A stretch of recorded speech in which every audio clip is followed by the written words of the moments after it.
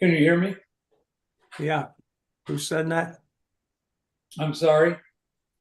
Chris I is hear on some- Nancy's This iPad. is- Oh, there's Chris. Chris. Okay. Do I have video? Yes. We Okay. see you. Yeah, hi. Good.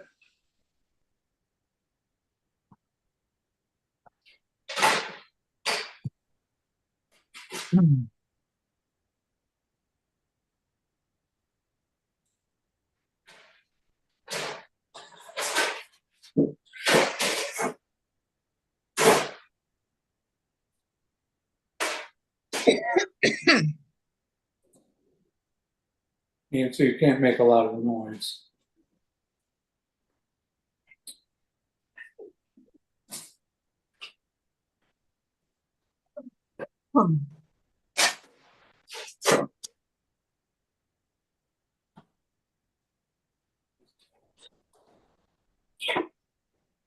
I'm trying to hold my coughing back a little bit. I'm kind of coming under the weather a little bit.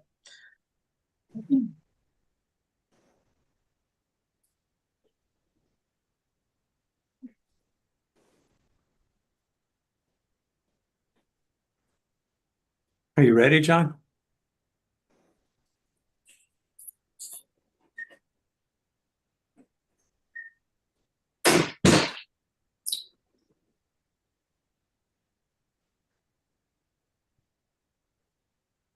Yeah, just some people are still coming in.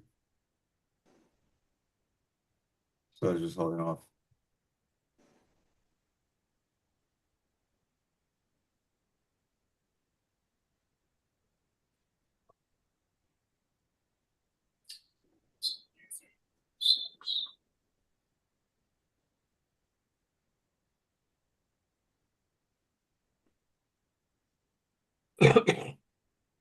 Okay, I just had to silence you too. All right, I'll kick it off then. Okay, so good evening, Hammond North, June 16th, and it's a board meeting, a little bit abbreviated. We're not gonna do committee reports, so first we'll do attendance. For 2 hours, sir. I'm excited. Me? We've been saving it. Who is not muted? Can we go over the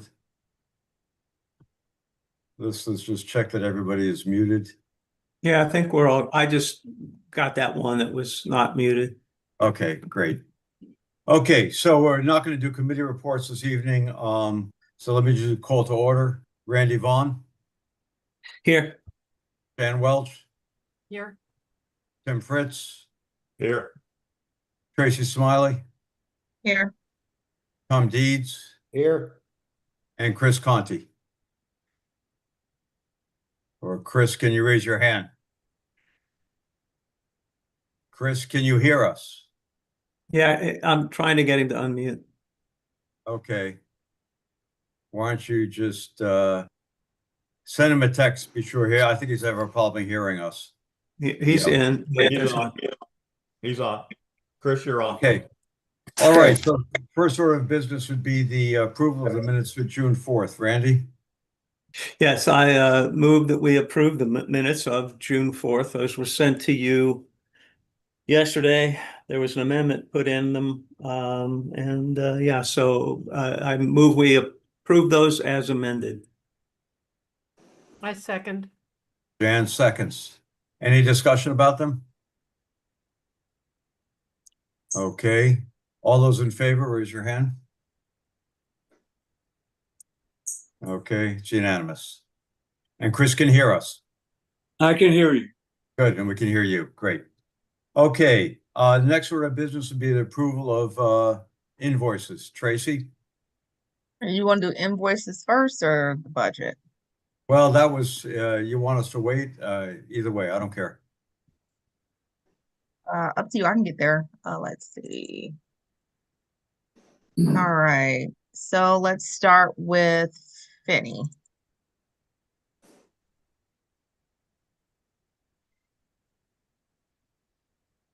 Let me get to my here. So I make a motion to approve invoice number 42281 for Finney Law Firm Professional Services in the amount of $13,758. Do I have a second? Second. Okay, it's Chris. Any discussion about it? Well, actually, Tracy, can you just tell us, I know that Finney was dividing up their bills. Is this for a particular project for the board in general? So this is for advisory to the board, which they put a professional services and some litigation items. Okay, What's the date? What's the date of the invoice? Is it, I can pull it back up. Dated the invoice May 16th. okay, thanks. Yeah, you guys should have this in your email box. You should Right. let me know if you don't have it. any discussion? Okay, I'll call the question then. All those in favor? All right, it's unanimous. Okay, next invoice. I make a motion to pay Finney Law Firm in the amount of $7,203,500 for invoice number 42882, invoice date of May 16th. And does it have specifics as to which case that one is on? I'll second. Sorry, yes. Seconded by Randy. Tracy, does that have specifics on that one? Yes, so this is covering the consent forms, the receipt of those, reviewing emails, to giving us the feedback around the votes, explanations, phone calls we have with them, and joining meetings. Okay, thank you. Any discussion on this one? Okay, all those in favor? Okay, it's unanimous also. The next invoice. All right, so the next invoice is also for Finney Law Firm, invoice dated May 16th, in the amount of $5,18550, invoice number 42884. And this is related to litigation. Does it say which case? It does. Which case is it on? Is that something we should disclose in this meeting? Thank I you. tend to think it's fair. I will I don't second. know. Any discussion from other board members? Jan? I think if Tracy's not comfortable, there might be a reason for that. And so we should defer to that. But I just also want people to know, Tracy sent these out in advance. So it's not like we haven't seen these or had a chance to ask questions about them before tonight. And all That's the true. detail are on the invoices. And I would just say that we could talk about it another time, but the past precedent, I don't believe that the legal bills were broken down by separate cases or discussed in the board meeting. Although, anyway, we should discuss it. Any other comments?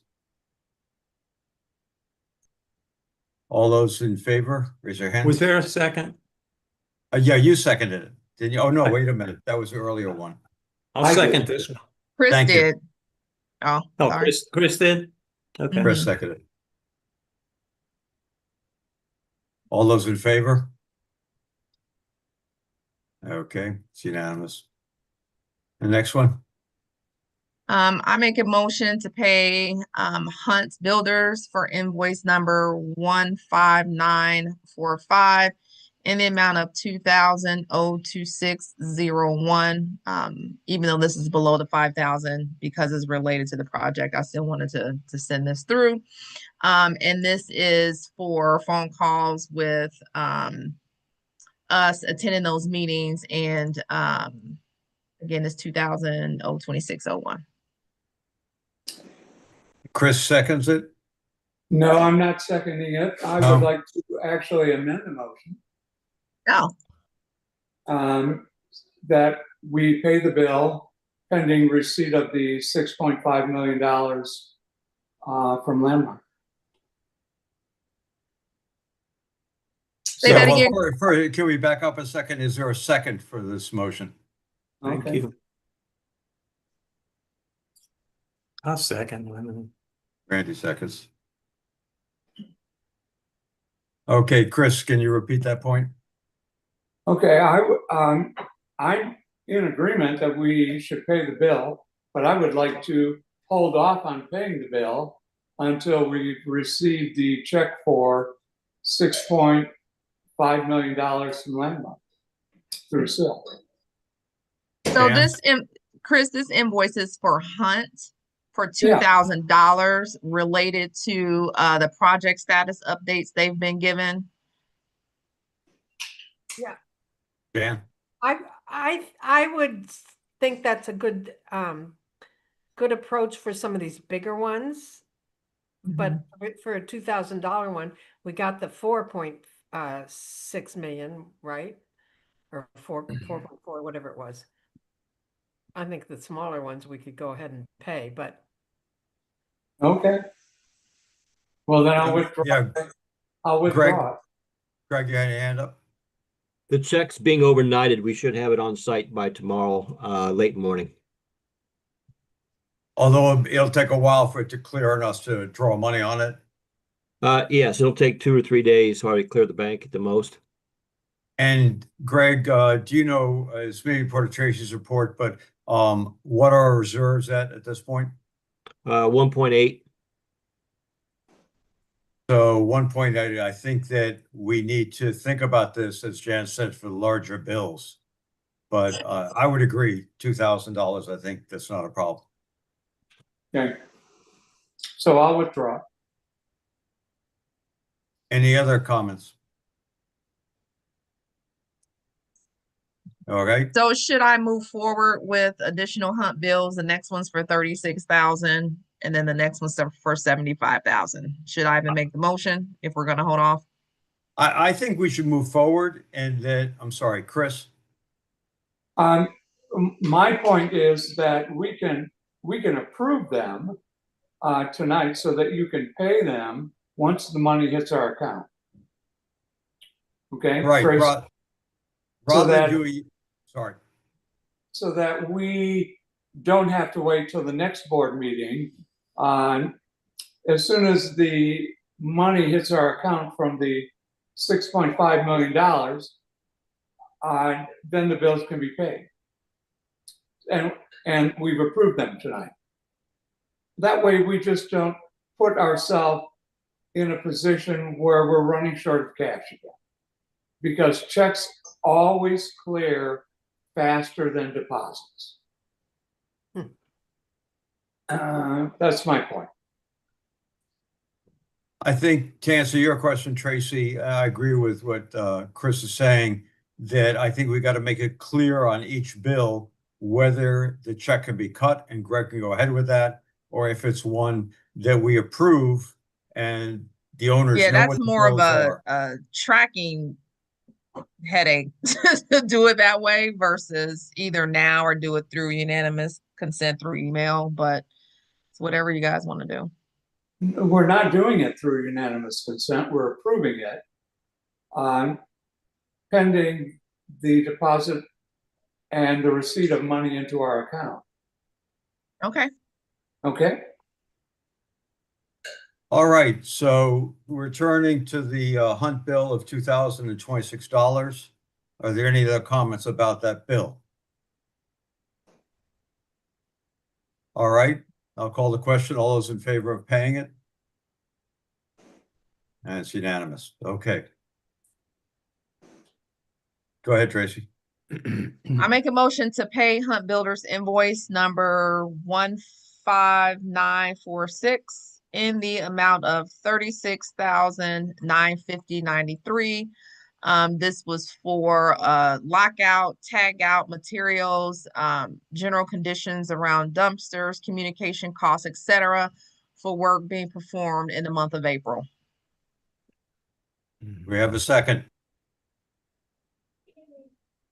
Jan seconds it. Any discussion about it?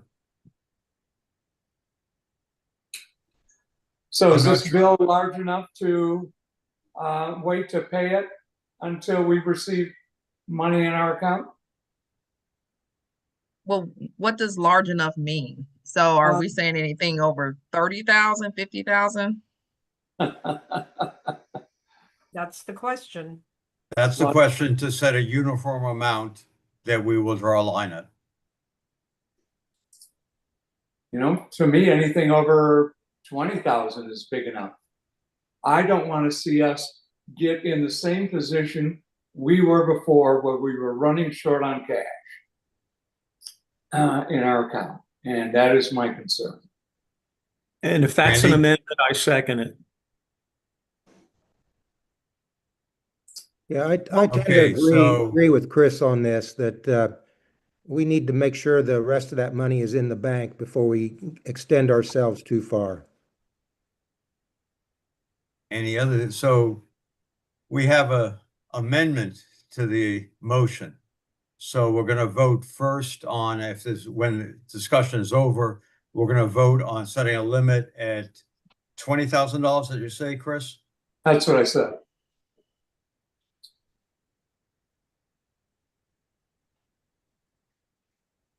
So, and this one is for how much? 36,000. So I will just make the comment that I think we're not anywhere near the situation that we were before.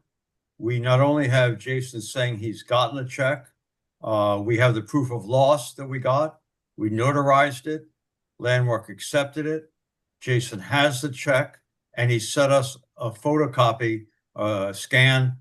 So we have a PDF file of the check that he says he'll overnight.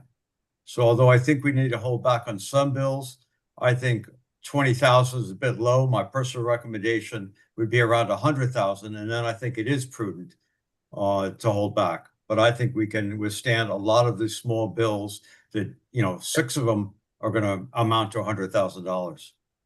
That's my personal view. And then that particular bill was from April. I can see if it was like May bills or even anything in June, but that one was from April, just to give some context. If we're only talking about delaying it 4 or 5 days, so I don't see the big deal. But I'm done talking about it. So do we want to go ahead and make the motion to pay when we receive the funds, or hold off for anything over 20,000? I think the motion that Chris made and Randy seconded is it would hold off sending the check, if I heard it right, over $20,000, but we'd approve it so we don't have to come back at a further meeting or have unanimous consent and track everybody's approval. So, which, by the way, we should announce the, so I don't forget, the Hunt bill that we did approve by unanimous consent last week. But that's not the motion right now. So And Jan, this did you have a would hand be up? for tonight or for indefinitely, the 20,000? Oh, it'd be tonight. The way I've read it, until the 6.65 million is deposited. Right. And cleared. Any other discussion about the amendment to set the threshold at 20,000 to approve but not send a check? All right. All those in favor of the amendment to set the limit at $20,000, that we don't send checks for anything above $20,000. All those in favor of that amendment?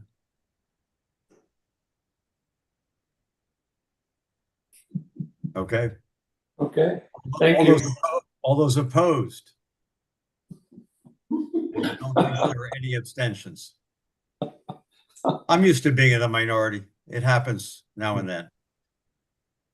Okay, so So with that, I think we return to the original motion, which is, if I got it right, the way we're going to do it is we will approve the bill, but that we will not send a check for a couple of days after the 6.65 million from Landmark clears. so All that right. was the one for 36. So let me get to the next bill. Okay, I call the question, please. Yeah, we have to vote on it, Tracy. Okay, sorry. So all those in favor of approving the $36,959 Hunt bill, raise our hands. Okay, it's unanimous. Okay, next one. All right, so the next bill, I make a motion to pay Hunt Builders invoice number 16003 in the amount of $75,588.26. And this is for work performed May 1st through May 30th, for carpentry work, shaft walls, first floor to fifth floor, partial install of walls, handrails for 11 condos, electric and egress. I Do I second. have a, Jan seconds. Any discussion about this bill? Jan? I just have a comment. Most of those things, if not all, were directly related to the list that the city required, I think. Yes.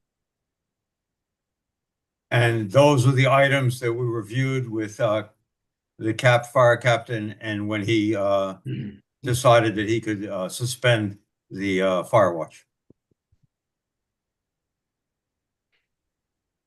Any other discussion about this Hunt bill? Okay, all those in favor of approving it, but holding it until the check is deposited? Okay, unanimous. Next one. All right, I make a motion to pay invoice for Total Restoration Solutions, invoice number 2945 in the amount of $131,419.55. This is for mitigation services completed and billed from April 16th through May 16th. And what was the total amount again? $131,419.55. I think that was the bill that we want to have some discussions with Hunt, and we want TRS rather, and we're going to hold off on proving that till we talk to them about it. Is that to ask for the separation? Is that what we just talked about 10 minutes ago? It's the issue that we've raised before about the ventilation fans and an agreement that Landmark had with TRS. Yep. Okay. I think that definitely has to be resolved, because right now I could not vote for that. Okay.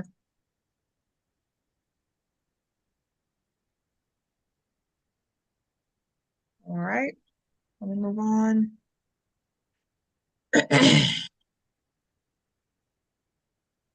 I make a motion to pay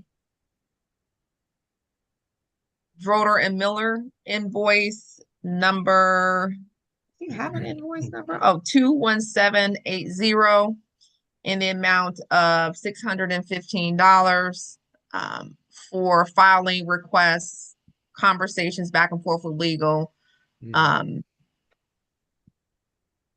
services rendered in the month of May. Uh, Are you seconding it, Tom? You know, I'll second it, but I want to enter some discussion. Mhm. Okay, Tom seconds it. Tracy, is this probably the last bill we're going to get from Droder and Miller? Do we know? I don't know the answer to that. This was work and telephone calls with Droller and Finney. I wasn't a part of those conversations. So unless you guys were in the meetings. On the invoice, the last item on the invoice says conference with P Blitz as already status of the file transfer and notes to the to files emailed to Brandy with the Finney law firm. I believe that this is when the last time that they took in order to consolidate everything and send it over to Finney. So this should be the last thing that we hear from them. Good. Yeah, the work that they had done while they were representing the board, and immediately thereafter, before they were relieved by the judges of where they had asked to withdraw, this bill was more related to the board's decision to ask Droder and Miller for all their files. So in response to our request to them, this is the cost of them getting those files, and I believe this is the last bill. Whether there's another request, something down the road, I don't know, but I don't. Right, I don't know the answer to that, but So, any other questions about this bill? All right, all those in favor of paying this bill? I have a hard time paying this bill. Yeah. Okay. Yeah. Okay, the next one, Tracy? I make a motion to pay Blue and Company bill invoice 1072202. This invoice is for $700, but because it was related to that original vote and some follow-up conversations we had, it was not a part of operational under the $5,000 threshold. So I'm making a motion to pay the $700. Do I have a second? Tim? Seconds. Yeah, this says on the invoice that this goes all the way back to February, so this is. Yeah. Any questions, discussion? Okay, all those in favor? Okay, unanimous. Next one. All right, I make a motion to pay Seal now. This is the large one. Invoice number 037-09974-9. Seal in the invoice amount of $334,272.05. And this is for the recovery of the $4.45 million. Do I have a second on that? Randy? Any discussion? Yeah, And just, this is also pending receipt of the $6.5 million check. This is the No. bill for this is the bill for the 4.4 million. But we're gonna wait until we get the other check for 6.5 million. It's over 20,000. We They have a don't pe- have they have that a- bill yet. They have a penalty clause that kicks in after 15 days. Right. I sent an email about that. and this, this payment to Seal does not include anything for the 6 million plus. Right. It does not. It does not. So there'll be another payment to Seal at least. It will. Yes. Okay. There will be. Dan? Okay. I'm sorry. I would say this is not one that any of us feels great about paying. But There was a contract signed that said this is what we were going to pay. So Chris? How close are we to the 15 days? let's Probably see. 2 days past. You're past. Yeah, let me look at the date on the invoice. May Invoice date 27th. May 22nd or May 27th. I guess we better pay it. Yes. Any other discussion? All those in favor then? All right, unanimous. Next up, Tracy. I believe that is it. All right. Thank you, owners, for bearing with us. I know there was a comment in the chat about we could do this without being open about it, but I think that can lead potentially to huge problems. So I think that we have to do it this way. Okay, so the next item we're going to talk about would be the budget. I guess, Tracy, that's you. Do you want to present that? Sure, it's a Tracy show. Let's see. Well, we had the Randy show a couple of months ago. All right. Let's see. Let me get to it.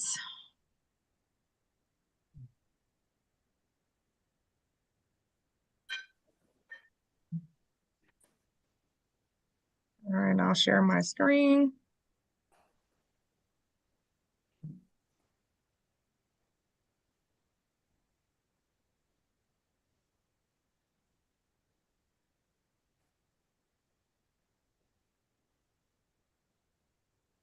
All right, can everyone see a PDF document? Yes. And I won't be able to see the chat or anything, so someone can monitor that. So first I wanted to develop a budget. Obviously, we took into consideration the changes with the environment. Also, we took a look at, what the actuals were for the full year, as well as what I did was I estimated June's numbers. So I want to start the conversation by saying, for association fees for the full year of 2024 and 2025, I estimate an average of the last 3 months to come up with what that June number, what we think that will be, because it is the 16th and everything hasn't come in yet. For all the other expenses, I did an average of the 12 months to come up with the finalized actuals for 2024 and 2025. Let me know if I need to blow my screen up a little bit here. So for the budget of 2024, 2025, associated fees were budgeted at 3.2 million. Actuals came in at 2.9 million, which is the variance of 382,000. For 2025, 2026 budget, we reduced the HOA fees by $1.98 million. That's a 60% reduction due to reduction efforts. One of the things we'll talk about a little bit later is paying our insurance premium of the $1 million from the landmark payments. And then, of course, we will not actually have the expense for a loan this time by doing so, but I'll get to that. There are some items in here that we know we will not recover any income for, such as storage fees, maintenance fees, bad check fees, laundry income. We did take that out as well. The only other fee income we had was for COA late fees and a little bit of interest expense based upon the balances in the bank account. So in essence, the 2025-2026 income budget is $1.3 million, and that's a 61% reduction. Tracy, I have a question there. Yes. The budget that we were given on Friday, your top line was 856,284. How did this get up to 1.3? So the one I sent out did not include the amounts we put in for the reserve account. So I added the reserve back in. We originally thought that the vote would have gone through already to say we weren't going to set aside that 15%. So I put that back in, as well as we had a change in the gas expenses for 2025, 2026. So I increased that as well. Question then on putting the reserves back in. What was the amount that you put back in on the reserve? Yeah, I know it's getting ahead. Way 440. ahead. Let's see. 440. 130,000, 15% of the total budget. Okay, good. I guess I should wait to talk about that. We'll scroll through and talk about it, but yeah. All right. So for total utilities, I know you can't see my screen up here. Do you think it would be best if I use Excel versus scrolling, because you won't be able to see the headers? Let me go to my Excel document instead to pull that up.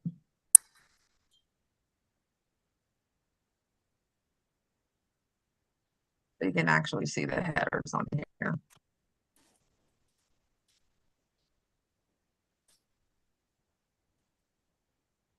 There we go.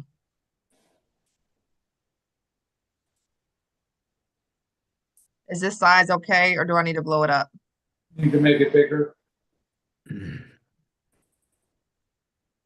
everybody else can, if it's not big enough for owners' screens, you can also expand it.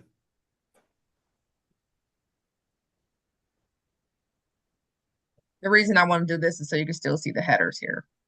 Okay. So for total utilities, we put in a reduction of gas and electric. I'm sorry. Hold on. Sorry.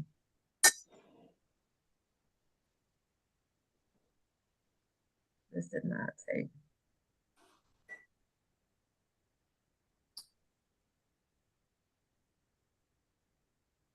Sorry about that. I had the wrong things over here. All right, so we put in a reduction of approximately $344,000 year-over-year budget, which is savings of 78%. And this was driven by a 70% reduction of electric, 60% on gas. I'm sorry, something did not come over correctly. Hold on one second.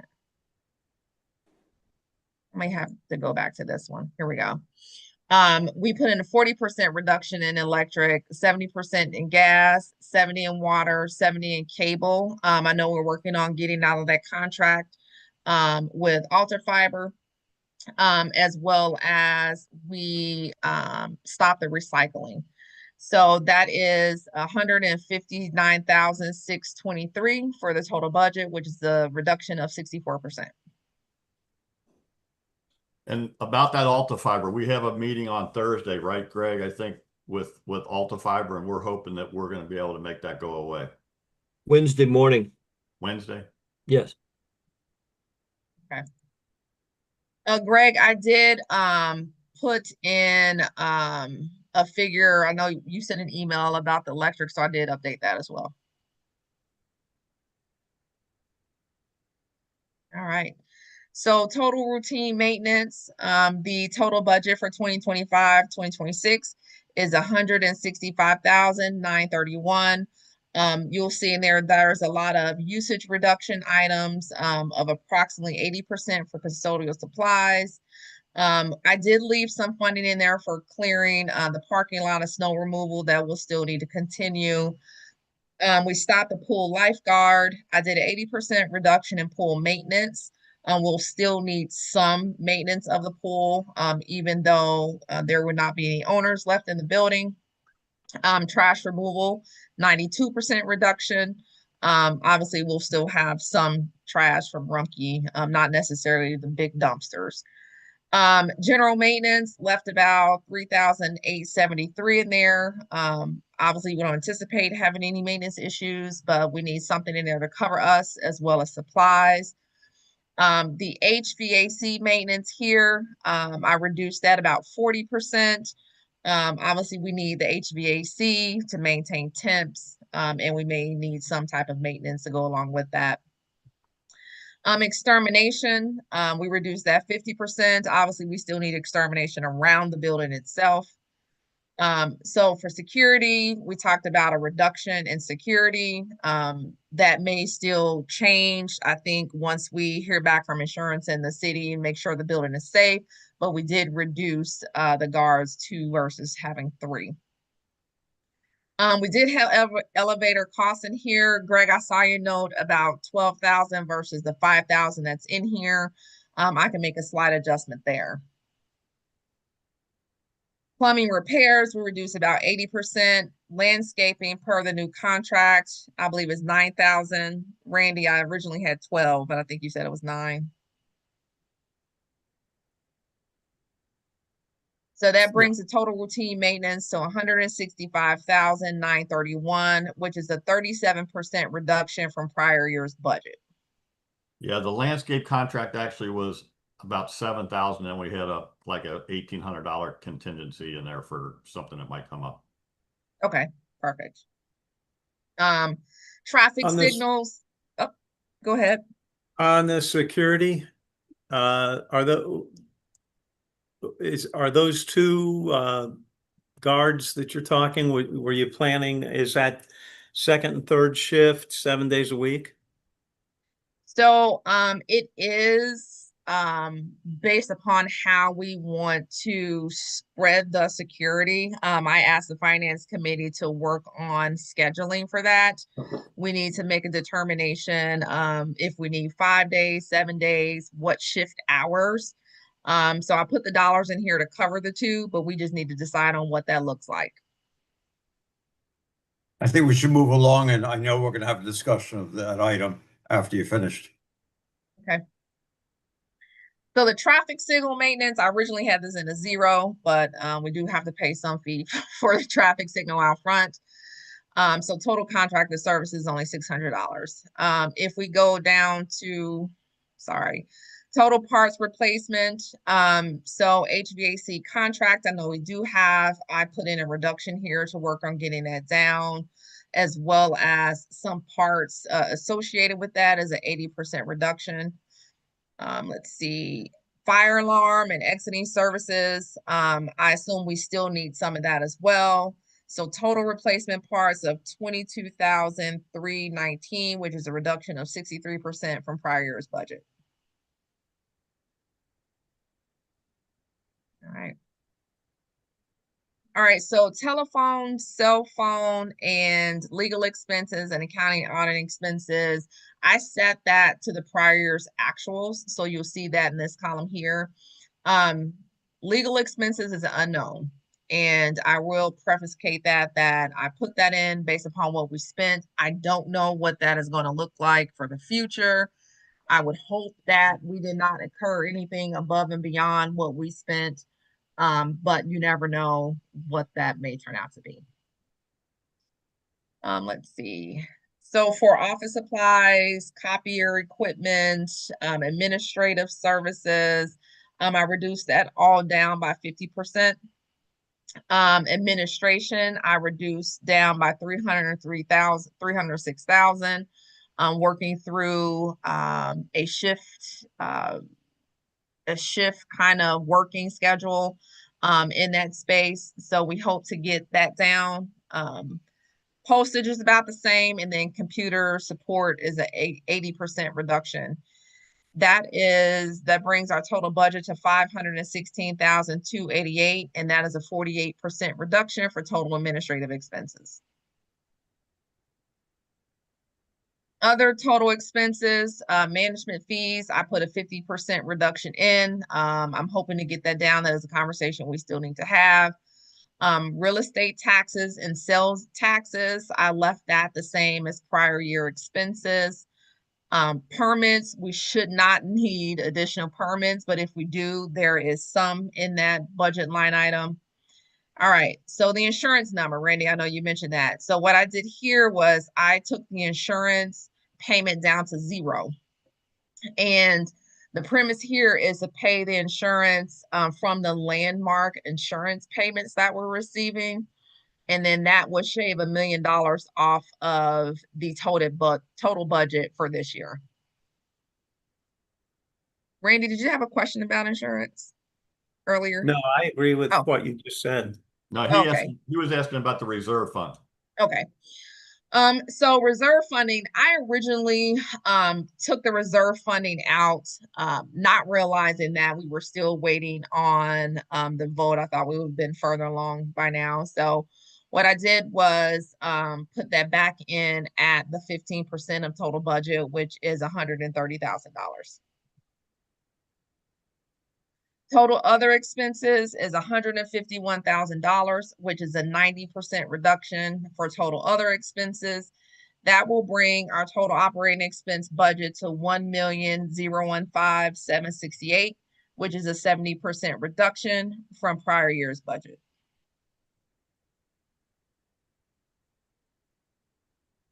I can't see the chat, so I don't know. We have a hand up. I don't know if. Well, first I'll call on the board members if you have questions, and I can't see all the hands I can't see all the board members. Okay, Tom, I see your hand up first. Yeah, and then Chris. one quick question, Tracy. We'll be tracking this monthly and accumulatively to see how we're doing against budget, correct? Correct. Okay. That's Greg's job. I'm just kidding. Yes, we'll do that. He'll send it each month. Okay, good. Yeah, Chris? Regarding security, is the plan to have two people 7 days a week, and two people on second and third shift 7 days a week, and two people on first, second, and third shift on the weekends, so that we're always covered. So what I was saying earlier is I asked the finance committee to roll out a schedule for that, to cover the dollars associated with those two people. Once they do that, I'll share that back with the team. Okay. Dan? Yeah, I think that that's what we should do. And, and, and I know we've had a few conversations about this. I'm also not sure that not having any security on the first shift, Monday through Friday,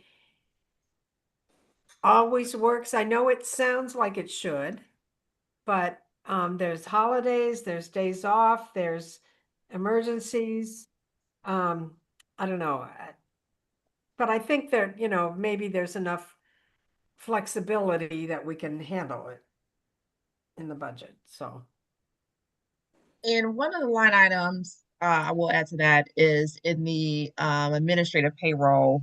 We still have after everyone is vacated and we get to a run rate, another a maintenance person here that will be in the building. So that could potentially offset some of that time we were talking about during day shift for security. So we'll come up with a schedule. We'll share that with the board and the owners. Anybody else on the board? Are we just on security right now? No, I think you can raise something else. With the reserve funding, I preface this by knowing that all of this is leading to a reduction of HOA fees. And with that 130,000 in there for reserve funding in the budget, if we could eliminate that and pay it with the 6.6 million, as we are doing with insurance, couldn't we lower the fees just a little bit more? Let me answer that one, that there are two things that can happen with the reserve fund. One is the vote can pass it. If it passes it in a couple of months, then we don't have to put the annual contribution into the reserve fund. If it fails in a couple of months, and we have to give it time, and I think we have around 71 votes already in it, and we have to get 135, 3/4, 75% of the owners, then at that point, we could entertain paying from the insurance. You're right that either way, it could come out of the budget.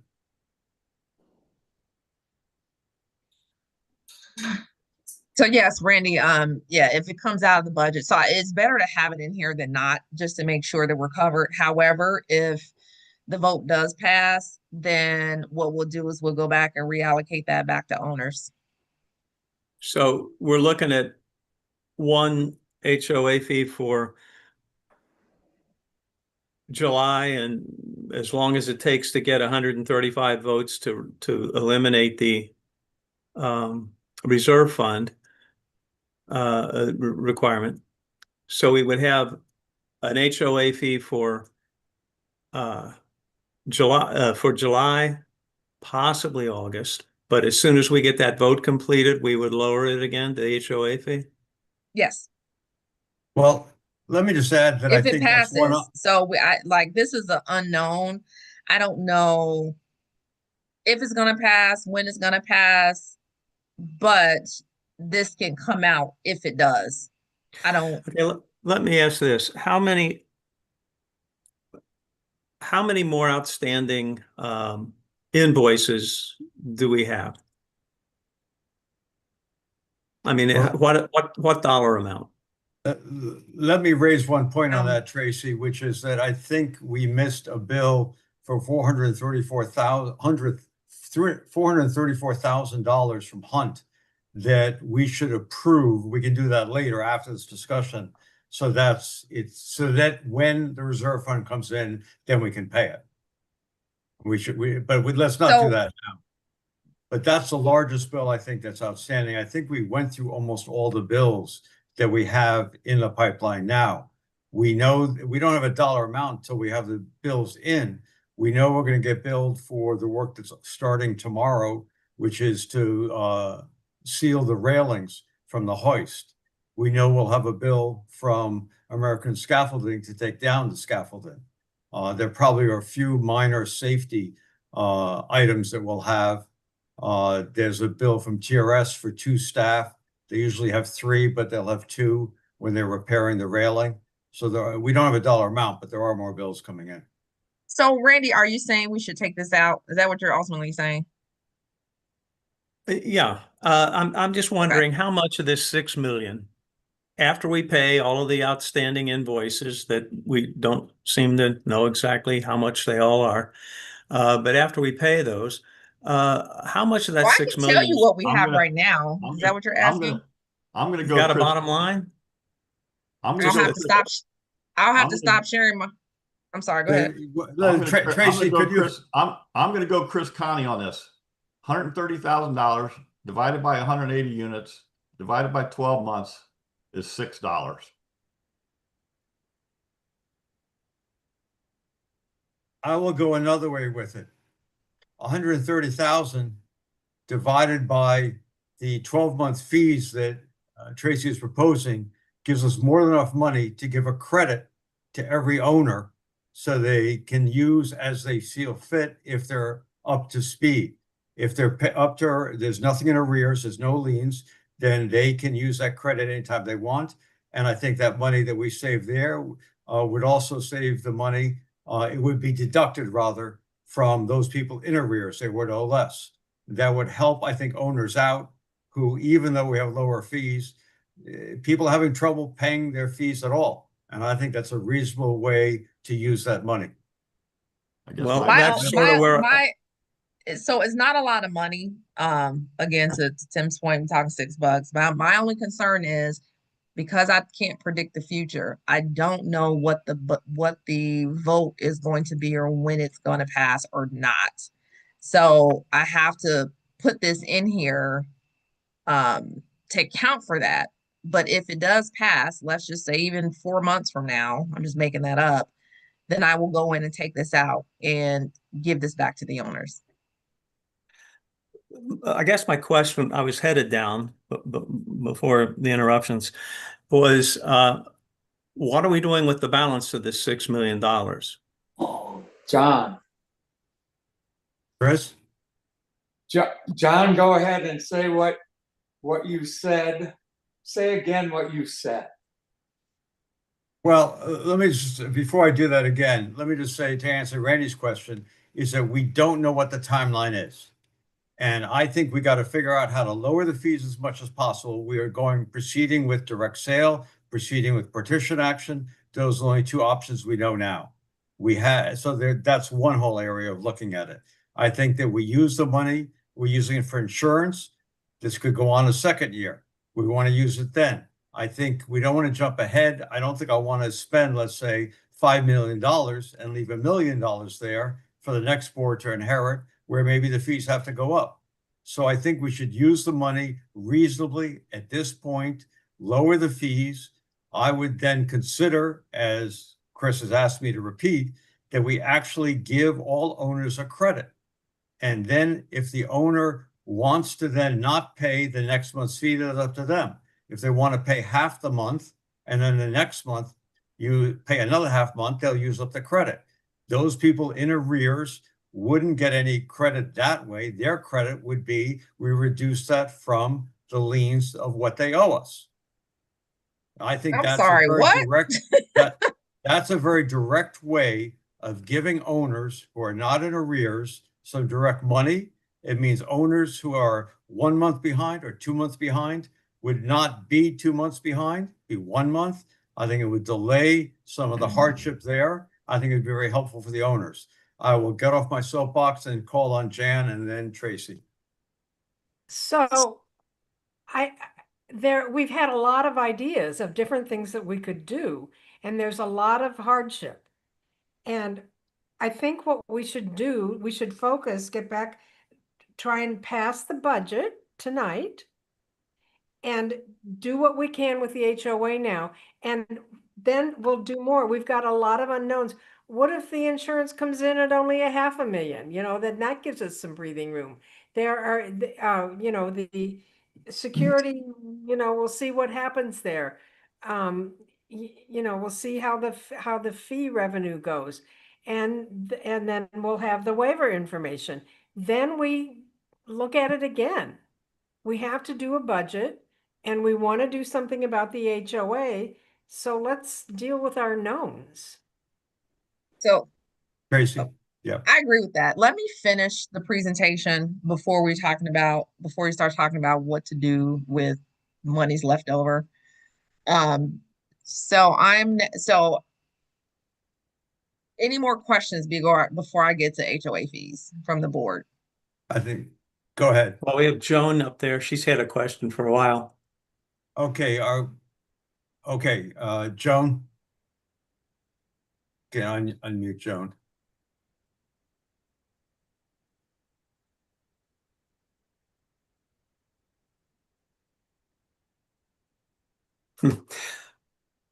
There we go. Well, let me get through the fees. Oh, go Yeah, ahead. she's on. All right, I have an accounting comment for you. And I see what you're trying to do with the budget because you're looking into what the expenses will be so you can reduce the fees.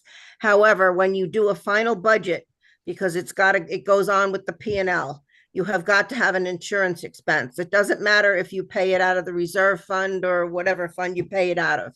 It'll go onto your balance sheet as a prepaid expense, and it will get expensed monthly to insurance. You've got to show the expense. Will have an insurance expense. So that again is an accounting thing. When Greg sets up your budget on the P&L, you've got to have a line item in there. Yeah, you're going to be negative, and that's what it will be. So you're not going to use it to figure in HOA fees, but you've got to have an insurance expense on your P&L. It'll go from your balance sheet to your P&L monthly. Correct. So there will be a line item there in the budget. Your budget's just going to be out of whack because you're not actually charging owners for it in terms of it affecting HOA fees, but it has to go on there. So Correct. Joan, if I heard you right, we can add in the insurance amount, and at the bottom, then Tracy can have a line of that we're transferring a certain amount from the reserve funds, the Fire 2 fund, and it would basically come out with the same numbers, but we've listed it. It doesn't matter. So it doesn't matter. When you take it out of the reserve fund, take it out of the bank to pay it, the other side of that entry has to go somewhere. It'll go into prepaid expense on your balance sheet. And then every month you will take the monthly portion of that amount and expense it out. Correct. Joan, you're correct. I'm just not showing it on here. I know, because you're trying to affect HOA fees. I understand. Correct. But thanks for that. Fine. That's okay. Okay, then Tracy, you want to move ahead? Yes. All right. So what I did here, and Greg, please correct me if I didn't get all the puts and takes about unit types on the side. But I did at least want to account for the 180 units and the HOA fees associated with it today. So currently on a monthly basis, the owners pay approximately $34,235.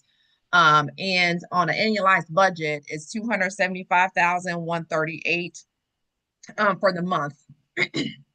So for 2025, 2026, what I did was I took the percentage of the expense reductions and I applied that across all the unit owners by. Sorry. Chris? I'm sorry. Sorry, Tracy. Sorry. Did you have a question? I was talking and I shouldn't have been talking. Oh, that's all right.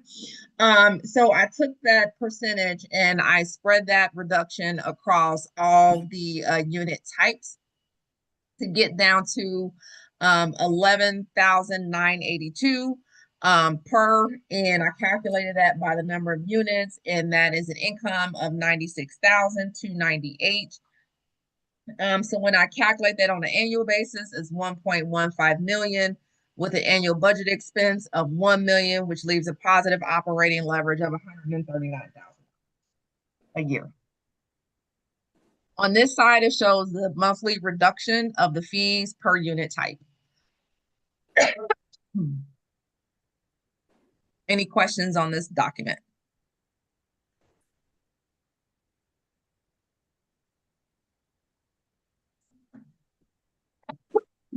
No questions from the board? Sorry about that. Are there any questions from the owners?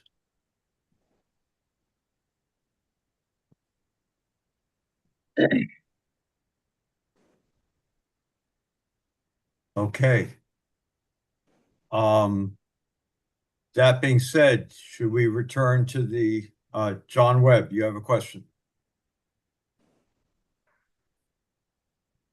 Yes, what can we do to help to get the signatures needed for the reserve fund? Can we publish a list? Can we do it? Because we can make some calls. We can help with this. And I get that, on a whole, with 180 units, it doesn't look that bad. But when you do it to square footage, the people with the larger units, that's like 60 something dollars a month. And every little bit helps everybody. And so I know that a lot of us would be willing to get our hands dirty and do some calling and to help do this, because y'all can't do it all. I mean, y'all have enough on your plate without that. So I would give it a week and see where we are then, because I think with some confusion around the other form as well, not everybody knew that it was okay to go ahead and sign that form. And now I think the word is out. Everyone who wants to should go ahead and sign it, and we Yeah. may be fine. That's my own thought.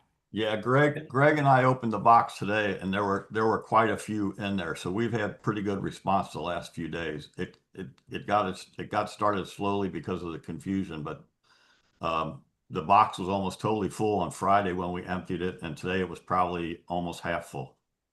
What Tim, are did- the methods that people can vote on that? Can they do it online? Does it have to be mailed in? How do they do that?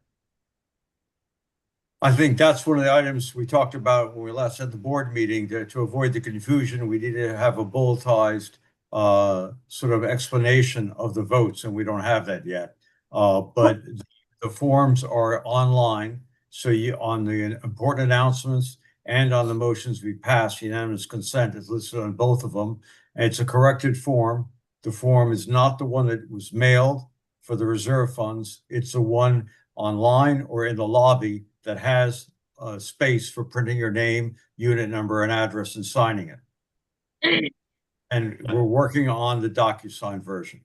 Yeah, the original reserve fund ballot does not have a signature block or a unit number block on it. So that's the problem with the original one, is don't use the original one because it doesn't have a signature block and it doesn't have a unit number on it. So the correct ones are in the lobby now. Yes. Okay. Tim, quick question. The box of ballots you had today, were those counted, included in the 71? Yes. Okay. Any other questions from the board about this? So should we return, Tracy? I think we have a list on the agenda that we talk about the budget and then the fees. So I'm wondering whether we should return to the budget to approve the budget. Yeah. Oop, let me So- go back. I know there are a number of questions. I'm not sure. I think the way we should do it is have a motion about either changes to the budget or a motion to adopt the budget as is. So I'll make the motion to approve the 2025-2026 budget as is, pending that if and when the vote goes through for reserve, we'll make an update and allocate those funds out to the owners. And Second Tracy, a that. question, given that this includes, I think, a 65 reduction in fees, is this a package of both together, or would you like to do them separate? It's up to you. I would like to do it together. I mean, they're one and the same.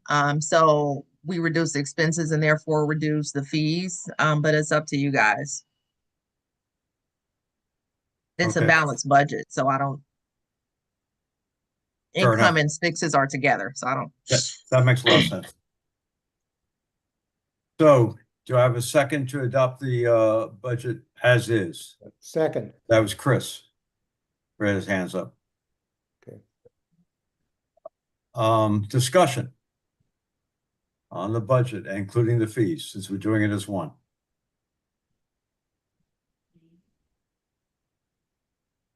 No discussion, then let me ask before we get to the owners and we can John? entertain a couple. Yes, yes, Jan?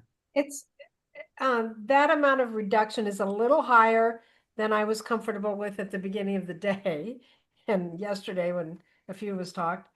I just want to hear from the other board members. I'd kind of like to hear from everybody if we can, if we're all comfortable with that. It's not a lot I guess higher. that's sort of a question. That's sort of a question I have too. So we're going to go, the percentage reduction in the budget is going to be the exact percentage reduction in the fees? No, it's not the exact percentage. So if I scroll down here, so this reduction is approximately 2.3 million or 70%. And the HOA fee is 60. Sorry, I have to toggle back to 20. And the HOA fees is 65%. That leaves a positive operating balance of 131,811.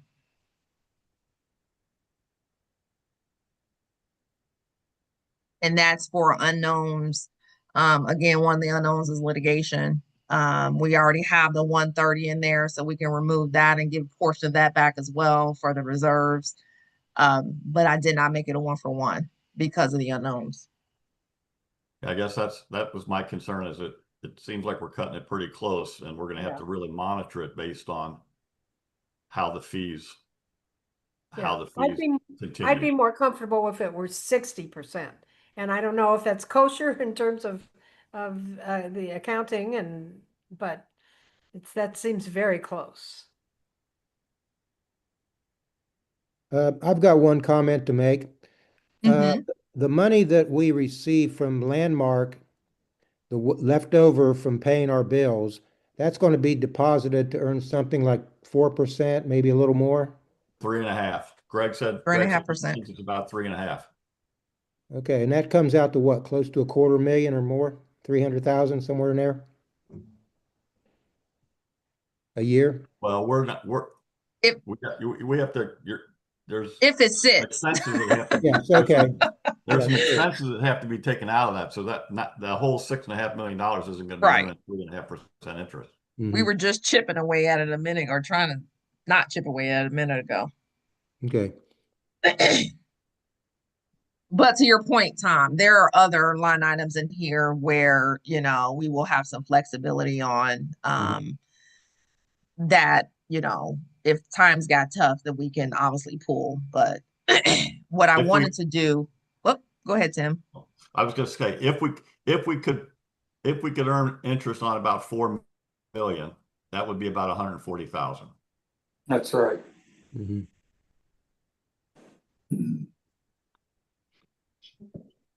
And then we may find that some of the line items are either more or less than budgeted. Right. I mean, to me, it looked like the utilities were a little high, but then again, let's see how it tracks against the budget.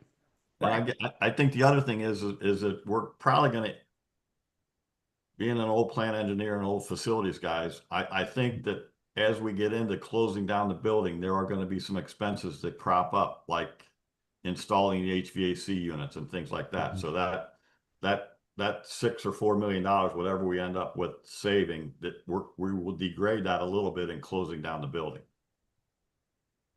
And we do have some room in the budget for some of that maintenance, Tim. The idea was, we're originally going to set the budget based upon no issues happening. We know that's not realistic. So we did keep a lot of those maintenance and parts and things in the budget just in case.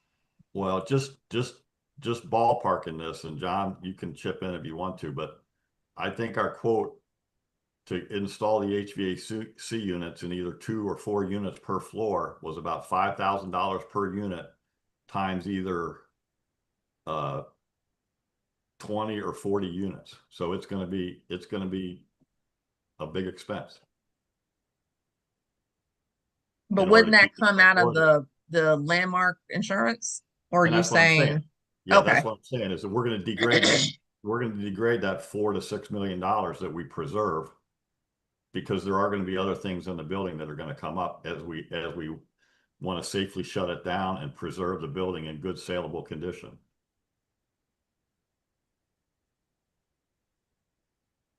So let me return to one of the issues that came up before, Whoops. that the amount of money for security, I'm not sure meets what Chris was talking about, that we have first, second, third shift all covered on the weekend and second and third shift covered during the week.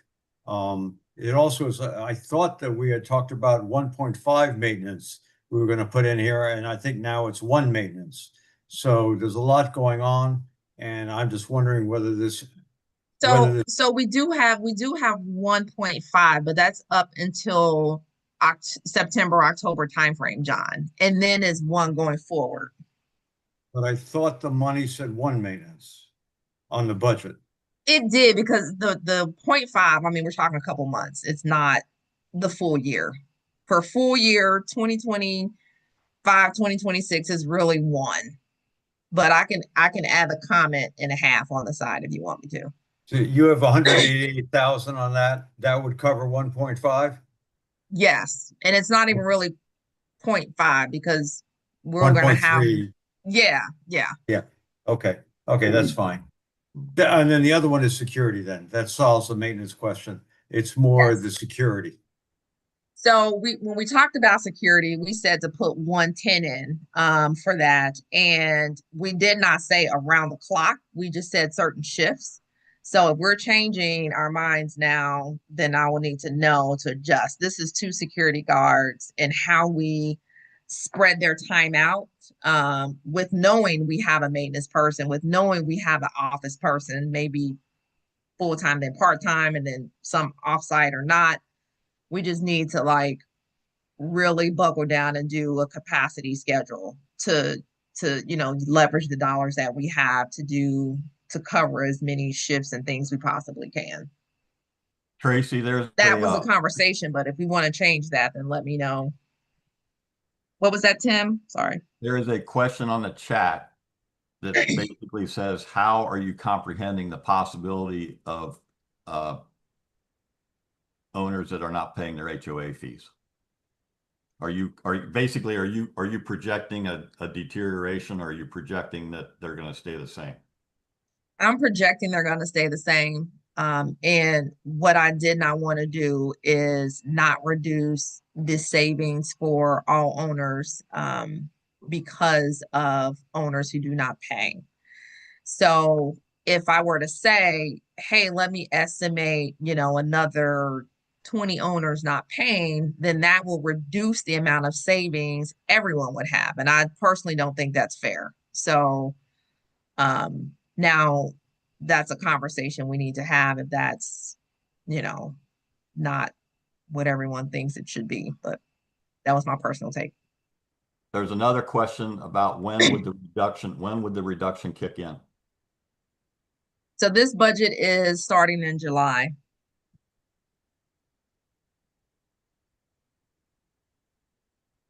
Yeah, I just, we went ahead, we had quite an interesting discussion in the executive meeting about town properties personnel and including security. And my memory is we approved, we said go ahead with the draft, but this was a draft budget.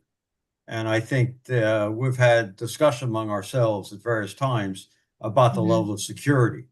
And I don't think we're changing our minds. I think, quite honestly, we have an honest difference of opinion of what we need. But what I've heard from members of the board is that the idea that the building would be empty and that there'd be no cars in the parking lot, and that given the history of what's happened on a few breakouts now and then, I think could leave the building susceptible to damage, to break-ins. And I think that we really shouldn't risk that. That is our basic, that's what we own. And if we're going to sell it, we all want to do it, and that we should have round-the-clock security.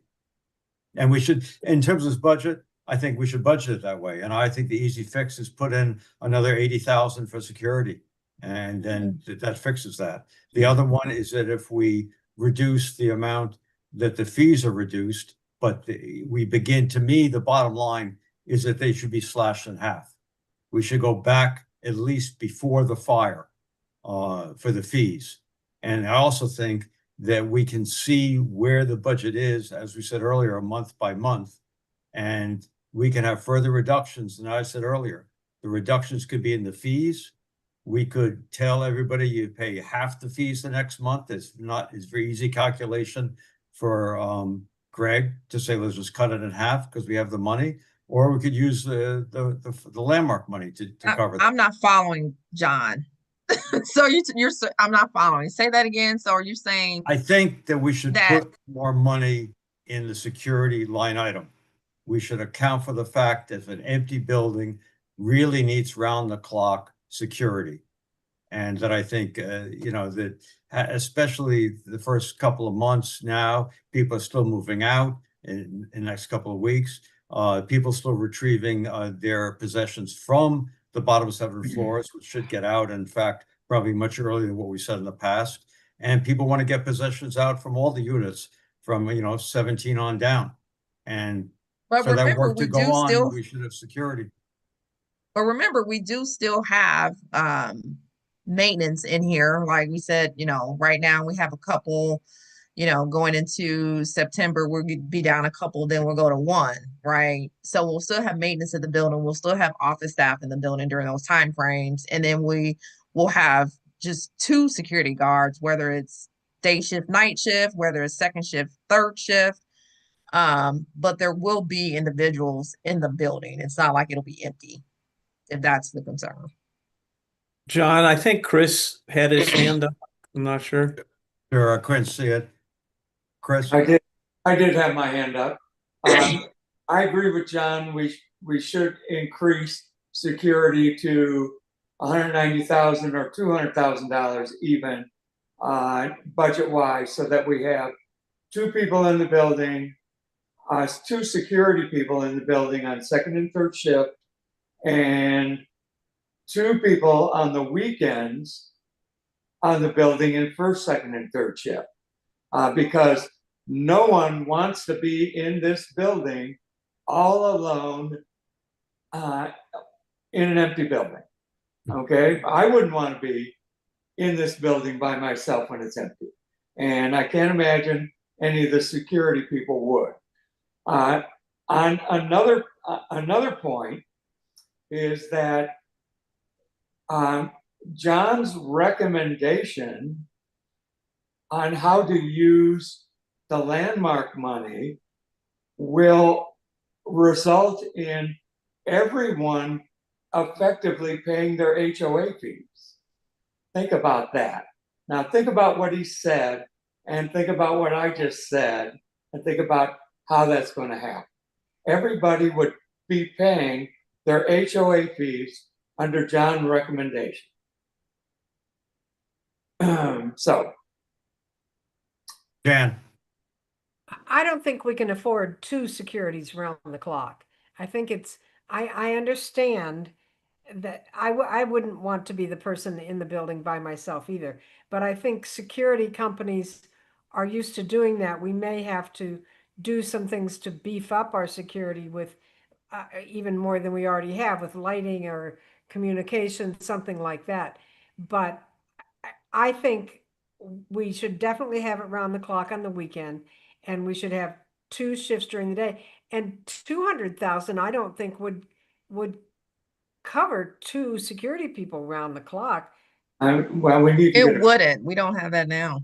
No, I mean, we do need to get an actual number from the security company, and so that we know what we're talking about. So I think don't we have a motion on the floor? There's a motion to adopt the budget as is. So maybe we should deal with that and come back and separate them out at least. And Well, I'd entertain a motion, if anybody wants to amend the budget. but we have isn't our motion to do both of them together? Yes. Well, Yeah.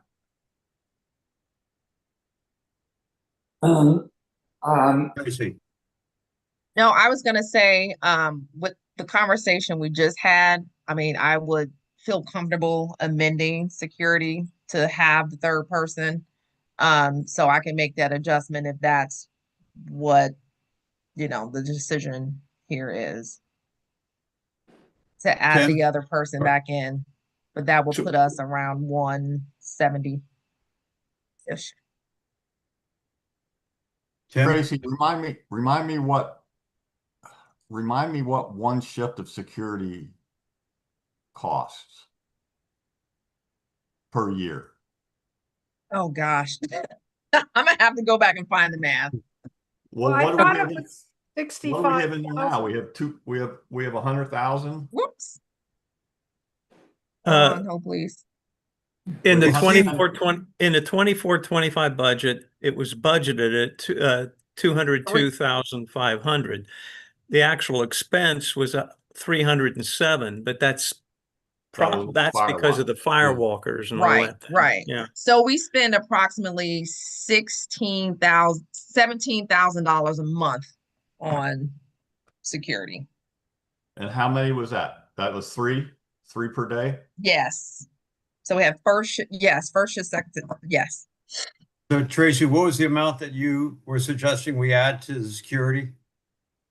So right now we have 110 in. I was suggesting it would be, if we decide on that's the path we want to go down, it would be up to 170. If that's what we're saying. 17,000 times 12 is 206.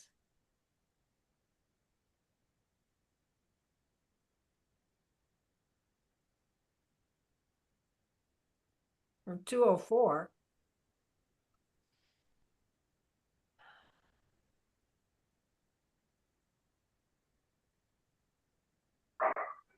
Randy? Yeah. If that needs to go up to, 200,000 or whatever, if, again, this emphasizes the vote to eliminate the reserve fund, if we could get that 130,000 off of the budget, that would pay for the security. So again, we need to try to encourage people to get that vote, get the 135 votes for the reserve fund, to eliminate it. I'm gonna agree with Jan. That's what I'm just sitting here looking at it. $16,000 a month for 12 months. That's one security guard per shift. That's $192,000. If we go to 2 security guards per shift, that's almost $400,000. Yeah, we can't do that. Yeah, we can't do that. But we're not having a security guard on first shift during the week. Okay, so it's 350. Okay. So I think that's, We have to find a way not to do that. right. Well, can we agree on an amount that we would, Tracy was saying $70,000 more. If I got that right, break it up to Yes, 170,000. I'd take it up to 180,000. Okay, because I have it as 100. Oh, wait, no, I have the old list. Okay. Yeah. So you want to make that as a motion? You made the original motion for the budget. Do you want to amend your original Tracy. motion? Did we want to address Randy's point about the reserves or leave that as is? Well, we were talking about the security. I think we should finish that and then we could talk about the reserves. Well, if I will make the motion to increase one and reduce the other one, if that's where we're headed. I mean, but I'll make the motion to increase the security budget line item from $110,000 to $180,000. Okay, and do I have a second? I'll second. 10 seconds. Okay, any discussion about that? Should we go to a vote? Is this just on the budget? No, it's on the This is security. the amendment Security.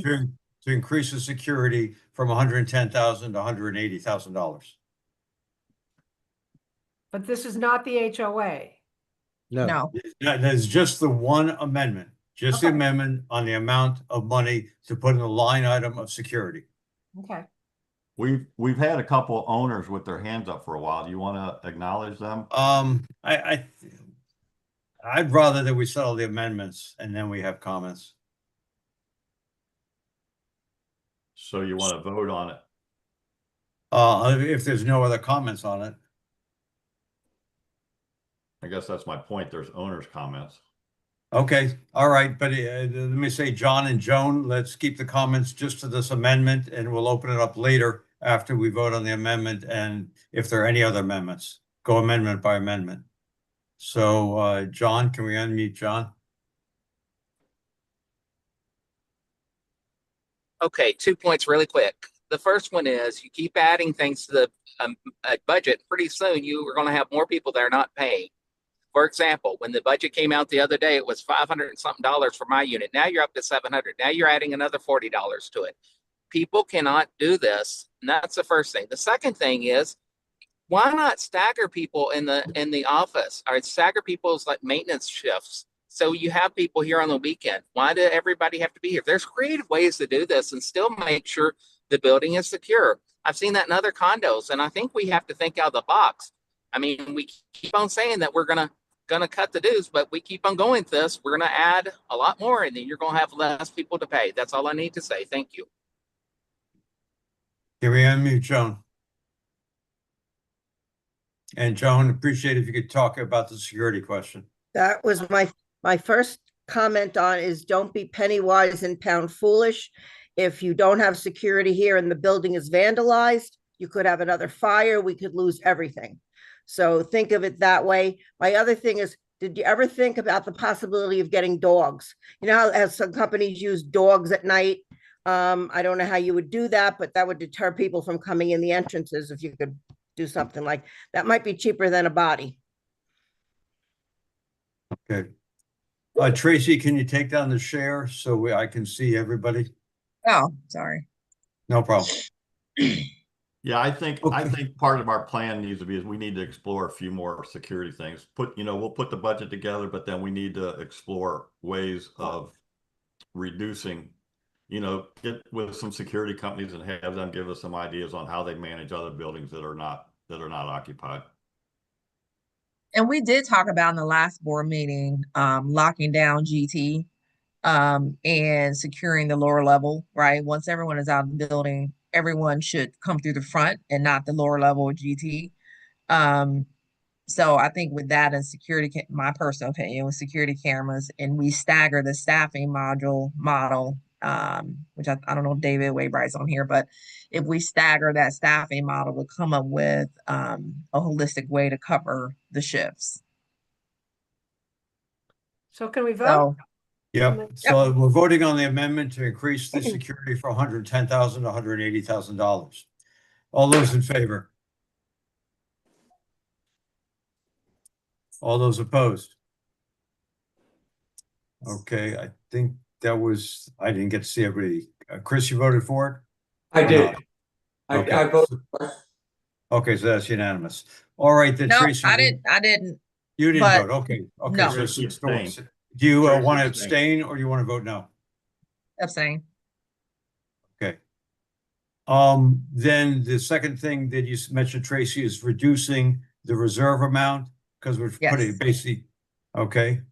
So would that be reducing it by $80,000?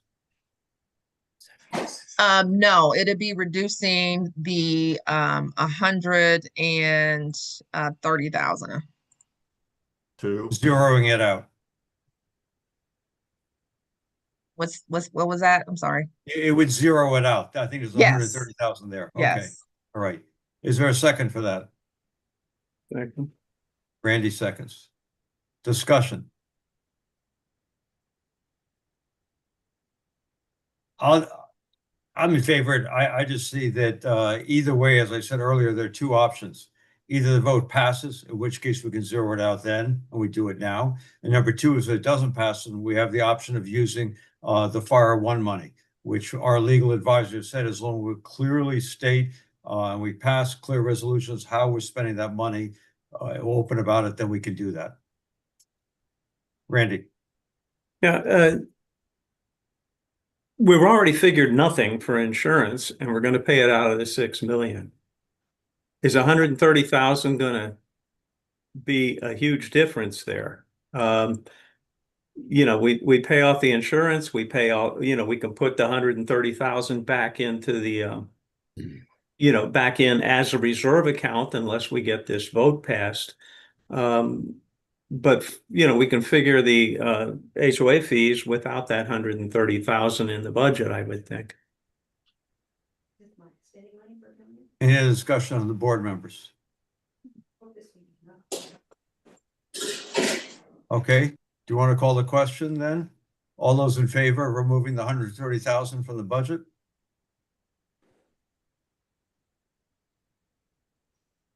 Okay, and opposed? Okay, 6-1. Okay, I'd like to offer an amendment. So can I transfer the chair, Tim, to you? Yes, sir. John, do Okay, you? so a question I have for Tracy is I believe the amount of the fee reduction is 65% now.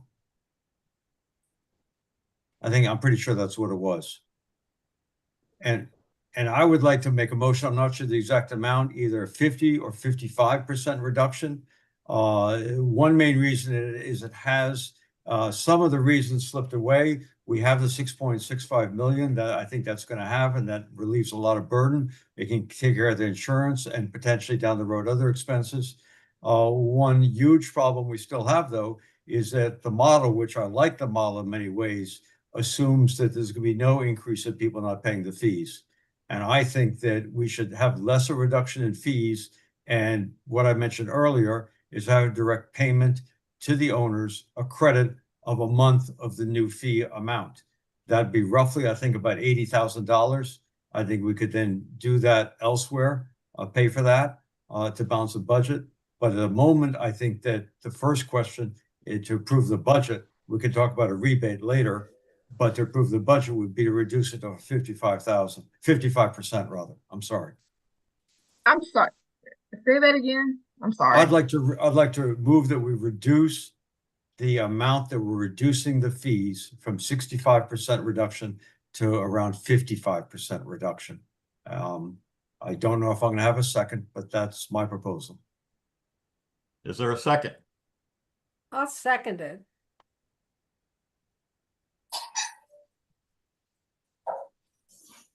Is there discussion?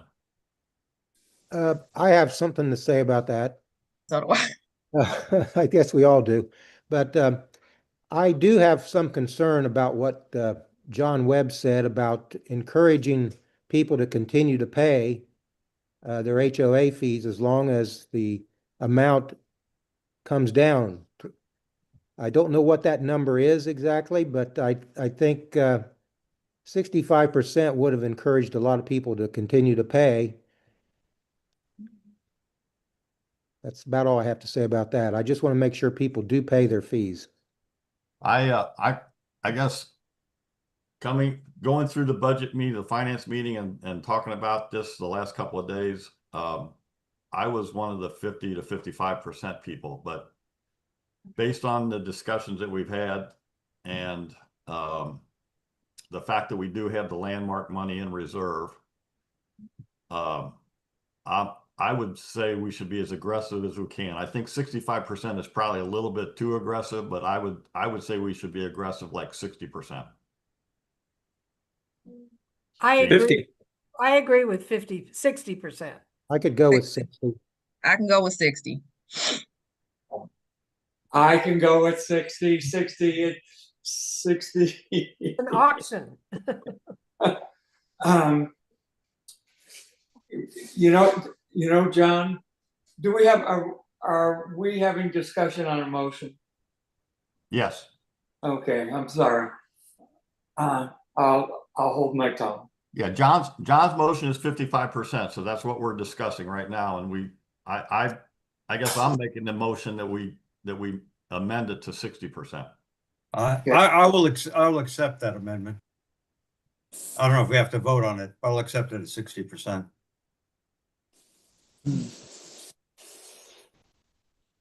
Any further discussion?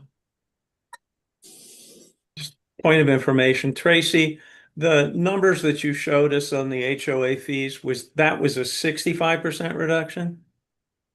Yes. Okay. Okay. We'll call the vote.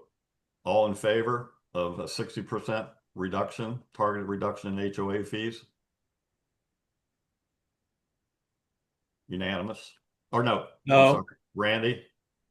All No. those opposed? Randy, so 6, 4, 1 against. John, I'll give the meeting back over to you. Okay. Are there any other amendments to the budget? Any items people want to discuss before just vote on the budget? I guess we should open it up to the owners if any other subjects. Let me just check, John, since you spoke once, if anybody else wants to say anything about the overall budget.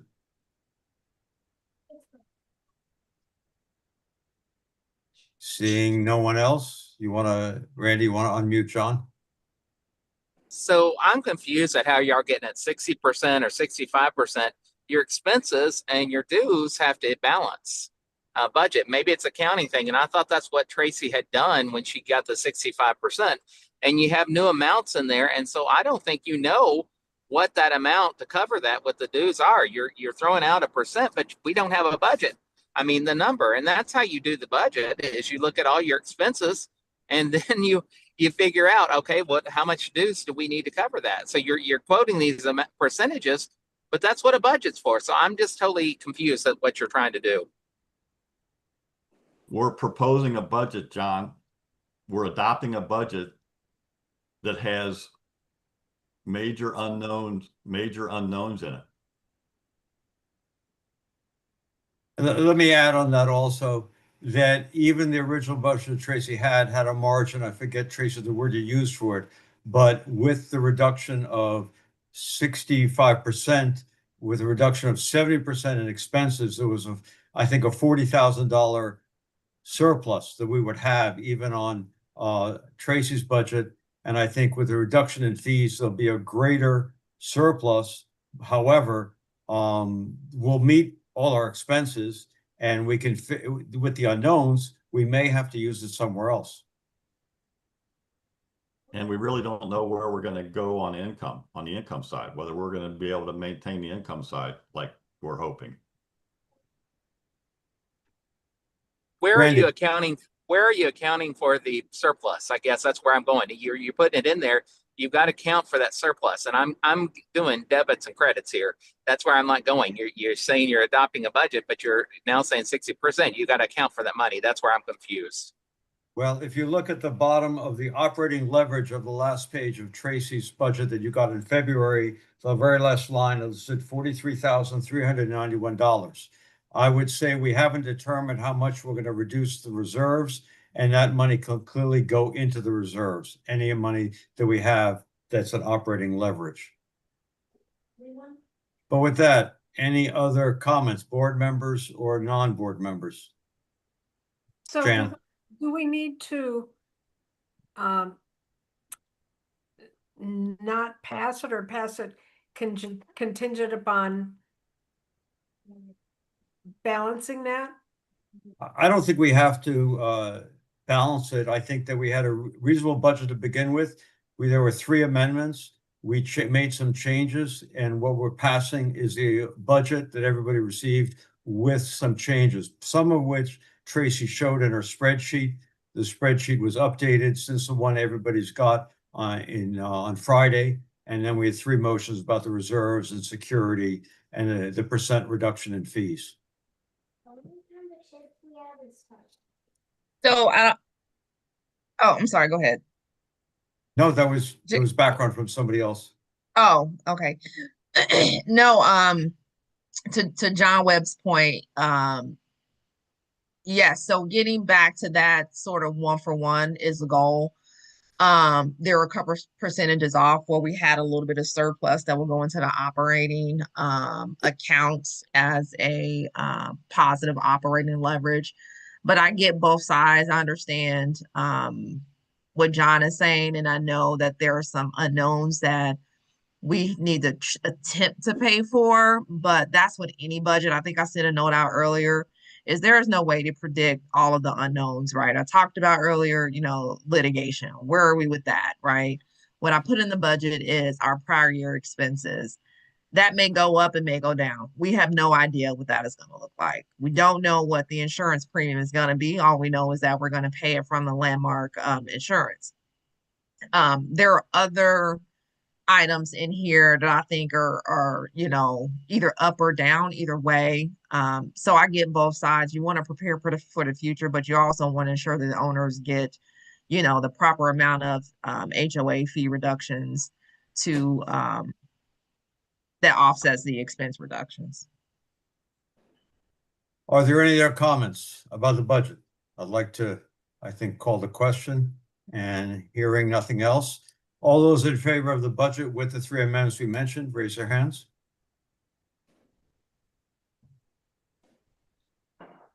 And, okay, that's unanimous. Okay, thank you. Then going to the agenda, that takes the budget HOA fees. I have an item that I asked Randy to put on, which is to waive 1 month fees. So I guess Tim, can you take the chair position Yeah. on this? Yeah, okay. I'll recognize John Morowitz for a motion. Yeah, perhaps I should wait for 1 month to find out where we are, but every month is very painful for many owners. And a couple of owners are actually right at the point where they're getting lien letters, or they've just gotten a lien letter a month ago. So I think reduction in fees may help to some extent, but it doesn't help people who are already just getting the lien letter. It doesn't help them to be able to say, I'm not going to get a lien. They're worried about credit ratings. The money's very tight. So along with the reduction in fees, 60% that we just approved, I would move that we give every owner a credit of what the fees are going to be for the new budget. And that those owners in arrears, that amount would be deducted from their liens, and everybody else would have a credit that would be reflected on when everybody gets a letter, what their dues are, that also have a credit. And if they wanted to go ahead and pay part of the fee, they would still have more of a credit left, and they could stretch that out. So I think it would really help owners who are right at that point of just going into having to get a lien and not pay their monthly fees. So that's my motion. The question is whether there'll be a second. Tracy, I assume you had a question. So I do. I unless I missed the first part, where are we getting the dollars from to give owners credit to do what? I think we would get it. We would get it from Landmark. We would get it from the Landmark money that we have coming. It's roughly, I think, it's roughly about. It needs a second. Yeah. So let's go with the second. If there's no second, then He was just trying to understand what the motion was. Understand the motion. Oh, the motion is to use Landmark money to give all owners 1 month credit for the fees that we just approved for the budget. Do I have a second? Oh, actually, no, sorry. Tim, it's up to you. I'll second it. So how much money is that? If I have Tracy's calculations right, it's around $80,000. Is that about right? 80. So so you're saying to give every owner a credit for their HOA fees for the month? Yes. Okay, 1 so month, the value of 1 month. But okay, so currently the monthly HOA plan to receive $275,000. But we just reduced it by 60%. So Yeah, which month are you crediting? The new HOA or the old HOA fee? It would be the new amount. Okay, so you're talking started in July, credit the 110, I believe, gosh. $110,000. And actually, I calculated on the Friday's budget. So I think the budget now is around 1.3 million. Is that about what you have? I'm not Yes. sure, 'cause- so it would be more like a cost of $100,000. So John, that credit could be taken over 1 month, or you could break it in half for 2, or break it in thirds over 3. Is that correct? It's a credit that's on your account. And you So can use let's it say, whenever you want. you get $1,000, you're paid up, you have $1,000. If you were to pay $500 for July, that means you have another 500 still left. And who's keeping this accounting? Would that be? Right. Hey, I'm town? giving that wonderful job to Greg. Okay. That's why Greg is smiling so much. Well, actually, it's just going to be a credit on our account of the HOA fee, so it will come out on your bill that way. And most of us we would all see, well, those of us who are current with our bills would see a zero balance. If we paid a portion of our HOA fee anyway, on the next month's statement would reflect that balance. Is that correct? In terms of calculation, Greg is going to figure out with the 60% reduction how much your monthly fees are. He'll add that as a debit to your account. He Yes. then would, if this passes, he would then add exactly the same amount to be a credit, which would show a zero balance. And we're doing this for 1 month in the month of July. Is that Correct. Correct. and is the purpose of that just to give 1 month's relief, or are we gonna keep is it just for like a month release to say, hey, people have hardship and let's do this for 1 month, or are we setting a precedent that we're gonna do this It again sounded, sometime, or what? it That's sounds up to the board. like a good option to We're spread it out going to get over a how far you $6.6 want million to. check, and we'll figure it out down the road. Sorry. I was offline for like 2 hours late today, which is when all this came up. Yeah, I am opposed to it. It's so, just, so am I. we're passing the budget, we're passing a 60% reduction in HOA fees.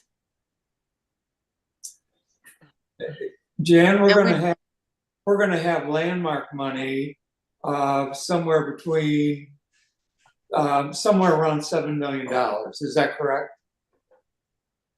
Yeah, We have invoices. Yes. Well, spend it all tonight. Yeah, All with right. all the bills we spent, I think we're going to use up all the reserves now and shortly, and then, or very little left.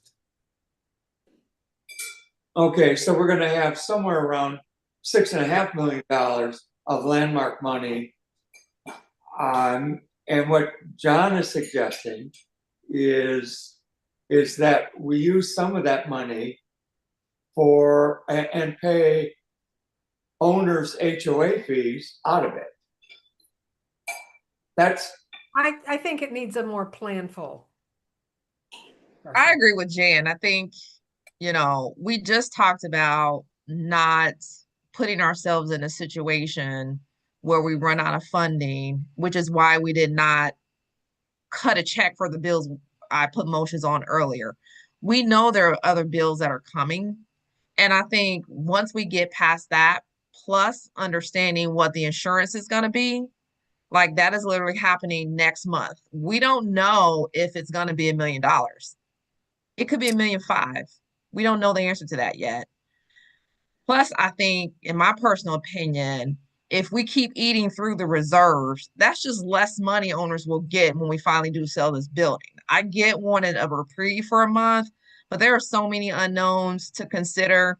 If we spend it now, we may have to pay more for insurance. The litigation costs may, go up. I think it needs more planning and conversation, personally.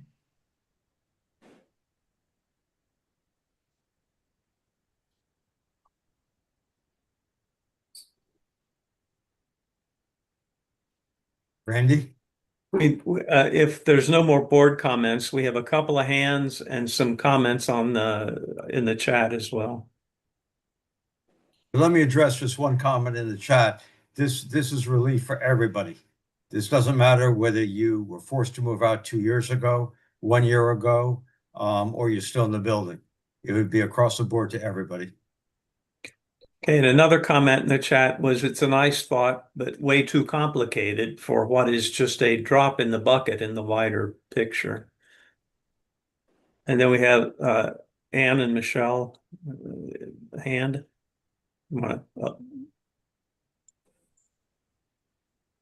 Thank you. First of all, Tracy, I want to thank you for the work on the budget and greatly appreciate the reduction in the HOA fees at 60%. It's still tremendous discount from where we've been. That landmark money belongs to all the owners, and I would much rather see it earning 3 to 4% in an account that is building money for all the owners to have eventually than spending it in this way. So I appreciate that. So thank you. That's my only comment.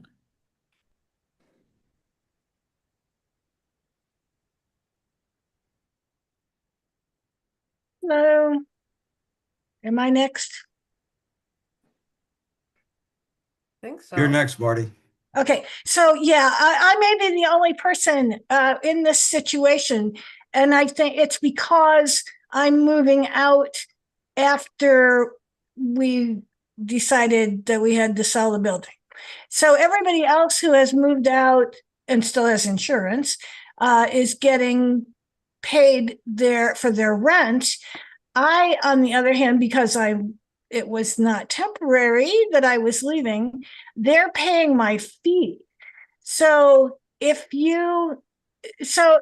might be just me, but it might be everybody in my situation or other people who have already moved out. I don't know. It's just something to realize that when if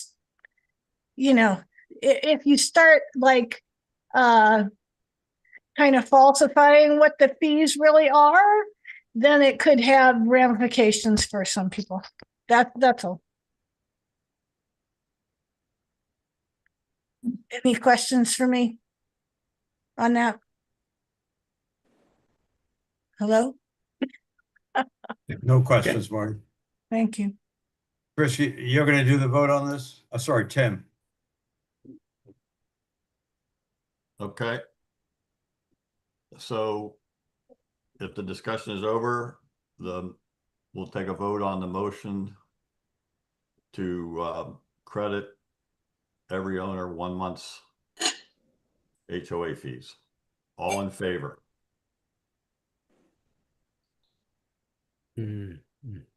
All opposed? I'm going to abstain. Opposed? Okay, so one for, 3 opposed. Wait, Chris was for. I think he had 2 for it. What's that? Yeah. I think there were 2 for it. Oh, who was? I'm sorry. Chris, Chris it's and hard me. to see his hand, but his hand Okay, was I up. can't see. Chris and John. Chris very well. Okay, two approve, 3 against, abstentions. 2 abstentions. The motion does not pass. Okay. John, I'll turn the meeting back to you. Okay, so the next item we had on agenda was direct sale. I know there are a lot of questions. We don't envision spending a lot of time except from the board end, but open up to questions. But people should know that we are going to have a session. I don't know whether the one call went out yet, but 6 o'clock Wednesday, Isaac has agreed to Isaac Hines to come and talk at 6 o'clock, probably just for an hour, but we hope to answer a lot of questions there.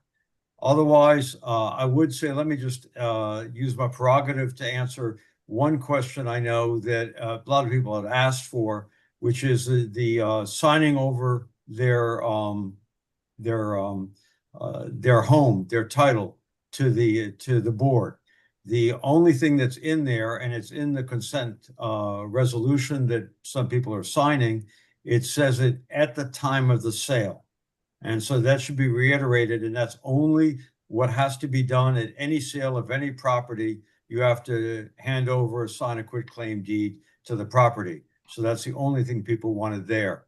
Otherwise, I know that there are a lot of strong feelings about that. A lot of the board members have weighed in on it. So let me first call on the board members if they have anything to add. Oh, let me add one other thing, which is a direct sale. We do have an offer, and we put out explanation of what was going on with that. But I would personally emphasize the point that the sale cannot happen until we have 100% of the owners signing it. So we're exploring what we can do. There are different views of it. The owner in particular wants to start doing repairs in the building, but there's a lot of concern for how somebody can do repairs in a building that they don't own. And so there are a lot of questions still to be answered. So the board, Randy, I think you had a hand up. Well, should I put out by one call that document that Isaac okayed about the consent to sale? Yeah. Yes, I'm sorry. I thought it was out. I'm wrong. Yeah, you should. Okay. And then I do have there's another question, but that's not about this. So, okay. Anybody else on the board? There are questions about what does it mean all mortgages need to be resolved before closing? The mortgages is a question for both partition action and direct sale, but it falls out differently. From what we understand, and Isaac can talk about it more on Wednesday, is that the bank and the owner have to resolve and come to an agreement about any mortgages that basically exceed what you owe, what you're going to get from the sale. And so at that point, a direct sale cannot happen if there's a disagreement. On petition action, from what we understand, if we have a couple of offers, we heard this from the realtor, and all the offers are still going to leave some people with mortgages that they're going to owe money on, that the judge can make a decision about that. But there are some murky areas there that actually everybody owns a certain percentage of the common space, and we still have to resolve that. Tracy. I'm sorry, Randy, did you want to go? Well, there were some chat questions, but go ahead. No, I was just gonna say about the mortgages, and the gap between what owners will get and what they owe. Obviously, right now, that is huge unknown, right? And so it depends on, Johnny, your point, whether it's direct sale, whether it's partition. It also depends on getting the additional monies from Landmark, the additional $11 million, to be able to calculate what that number may be. So I think, saying that has to be resolved right now, I think it makes people nervous because we don't know what those numbers are going to be. But it's definitely a watch item. Randy? Okay. Another question is, where to go? I think we said offer. The question was, do we have an offer or an intent to offer? We have an intent to offer, right? We don't really have a formal offer. Yeah, it's called a letter of intent, LOI, letter of intent. Right. And the other one was, how many offers do we have? None. Well, we just At have this the time. one. We have Huh? the one, letter of intent. A letter of intent to offer, right, but no other offers other than that. Let And me that's also not- answer, there was a question earlier about when will the fees come down? I've talked to Yeah. Greg about this. My apologies, Greg, for not talking more in detail about this before the meeting. But I hope it'll be an across the board 60% drop in what the fees are. And therefore it's a simple percentage and should be pretty easy to do. We'll have to spread that over 11 months because the billing cycle for, I believe, and Greg, you can opine on this, but we'll have to spread over 11 months just because of the timing. I think July is the first month, so we can do it over 12. Yeah. It's a matter of getting it loaded by then, John. Right. Okay. The next billing cycle is the end of this week. Right. So we may have to do what we've done in prior years and spread it over either 11, 12, or 10, or excuse me, 11 or 10 months. In this case, we can make the 11-month spread, which it'll increase the 60% a little bit because it's going to be 11 months versus 12. but we can still reduce the July fee, right? Can we talk about it out? Okay. Yeah. I hope we can. We really need to do everything we can on that. Even if- Understand. We're gonna do everything we can. It's just that it's gonna be a challenge to get this loaded. by Fair then. enough. We're gonna work on it. Yep.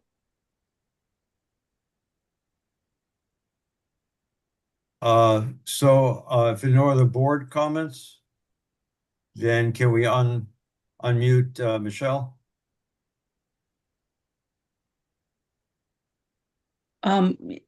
So I want to just state that I personally hope that our community can come together so that we can do a direct sale. That would be my preference. However, I'm very concerned that this board is spending a lot of time exploring the direct sale when there is no indication to me right now that this community is willing to come together to do it. The lawsuits are proceeding. I've talked to a lot of people. Where are we at with the petition action? Has the petition action been filed? That's my first question. Okay, Randy? you Yeah, I have can it? answer. Sure. They're waiting on, we had been waiting on title searches for that, or we haven't, but the lawyers. And they finally got all those in, although there has to be a title search on the whole property, the 29 acres that we have.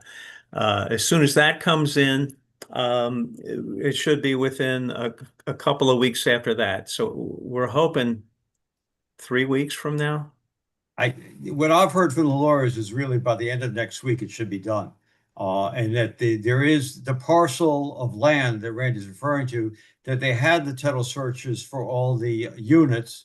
There was a problem that there was questions about 106, 105, the 1701, 1702 units that were missing a title. Those, I think, have all been resolved. But we are waiting on the title for basically the meadow and the woods, which is a separate piece of property. When that's in, the other part that I just found out last week is that there are other legal actions beyond mortgages that are listed on people's titles. And they have to find out who is the claimant on all that, and they have to be able to notify all those people. But I also know the rumor is going around, there's hesitancy about filing it. There's no hesitancy I've heard from any member of the board. We want to get it done. It's probably not as frustrating as it is for the owners, because we hear and we know more about it, talk to lawyers about it, but we want to get it done. We want to get it filed and let it proceed as fast as possible. And that's helpful because right now that's what the owners have voted for. I'm concerned about the amount of money being spent for the attorneys and any actions being taken towards the direct sale. Even though I agree that's the smartest way to go, I right now know of several owners who aren't budging. And so to me, I just feel like partition action is the way it's going to be. And I greatly appreciate the reduction in the fees, but I'm just, unless people drop lawsuits, because my concern is when I looked at the budget, Tracy, there's nothing in there that says, if there's a settlement, how much would that be? And who would foot that bill? And then all the owners are out even more money related to the legal actions than we already are. And so those are the big unknowns to me right now. So I don't mean to rain on anybody's parade here, but I'm also a pragmatist. And the only real clear option we have that the owners have voted for is to move forward with partition. So despite all of us probably knowing that there'd be a quicker way to go. So I just want to say that, and I appreciate the opportunity and the clarification on the partition action. Thank you. Joan? Okay, I have a legal question. Since we're not doing questions in advance for Isaac for Wednesday, if someone could pass this on so that we can have an answer on Wednesday. Someone asked this at one of the previous board meetings, and I believe Julie said, well, we're in uncharted territory, so I don't really know. So my concern is when the building sells, if someone owes more money than they're getting, let's say they're going to get $50,000, but they owe $70,000. what happens to that extra 20,000? Does it just get written off? Because that, the owners who are paying are they are entitled to have that divided up for anybody that is still in arrears after the settlement. So I would like to know, how is that going to be handled? Am I clear on what I'm asking you? You're very clear, Joan, and it is a problem, and there are two ways to go. And I should say for Michelle that it is a long shot to do the direct sale in the situation we're in. However, and I personally wasn't sure it was worth the effort, but enough people really thought it was worth it. And I think at the same time, it is faster, that it seemed to me it is worth doing it. How much we're going to put into it, we'll try. We'll try to do the best we can. In That's not terms my of, question. no, My- I know it isn't. Yeah. I realize we'll probably get more if it's faster and on a direct sale. But as Michelle said, there are people, I've talked to people, there are people that are hard and fast that they just want a judge to settle this whole thing, and they want somebody independent to oversee this. So I don't know if they're going to budge. And the thing is, And they will wait 5 years for that, huh? exactly, the longer it goes out, the less money anybody's going to get. And there'll be probably more and more people with liens who are going to get nothing and can't afford to pay back what they owe. So how's that going to help the people that are constantly paying? Because it's not an incentive to people to continue to pay if they're going to wind up losing money at the end. Well, the lawyers were not pushing this. They were probably more inclined to agree with you. They're only spending time on the things we asked them to.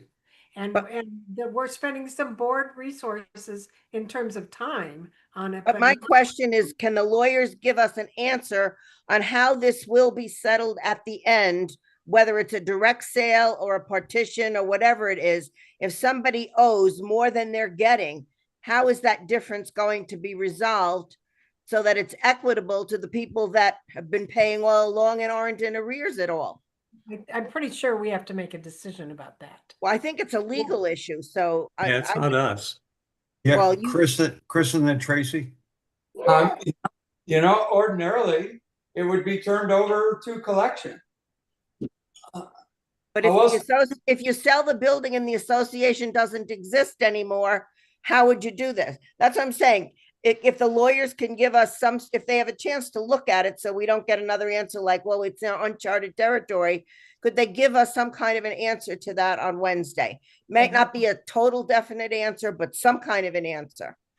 So Joan, quick question. You're asking about if they get less than they owe. You're not talking about a mortgage. You are saying if an owner is delinquent $100,000, but they only get $50,000, what is going to happen with the other $50,000? Exactly. Well, technically the other $50,000 should come back to the board and to the value of the state that should be doled out amongst the owners. But if they don't have the money to give you, where are they going to get it from? Exactly. Then it goes to collections, just like we were a debt collector. I mean, granted, I know the lawyers need to talk about this, but just my experience and how we do that at the bank, I mean, it's still a bill. Regardless if it's an association, the association will still be around until it dissolves. So, I mean, it's something that the owners will still have to pay. It doesn't go away. Can we ask the lawyers how? Joan, if you have a minute, I'd like to call on Randy and Tim. That's fine. Randy? Again, well, this is in response to Joan. The association doesn't necessarily dissolve when the building sells. We can still have an association. And if there is enough money owed to us by people, we can get a deficiency judgment against those people. Now, again, that's a legal issue, and we'd have to weigh, how much are we going to get and is it worth doing? But, if it's a lot of money, we could sue for that money and have the court issue a deficiency judgment, and then those people would have to find some way to make good on their debt to our association. So Tim, I guess, and I want to you. make sure that I'm understanding what Joan's asking, because I think there's 2 or 3 different things that we're talking about here. There's do they owe more money to the HOA than they got? Do they owe more money to their mortgage company than they No. got? Because This has those are nothing to two. do with the mortgage. I'm saying Tracy had it right. But they owe $100,000. They're Okay. only getting 50 on the sale. So they owe another 50 back to the association to all the other owners. Right. Okay. How are we going to get, or can Yeah. we get that money? Yeah. Well, both of those instances are gonna come into play because there's gonna be mortgagers who don't get their money either.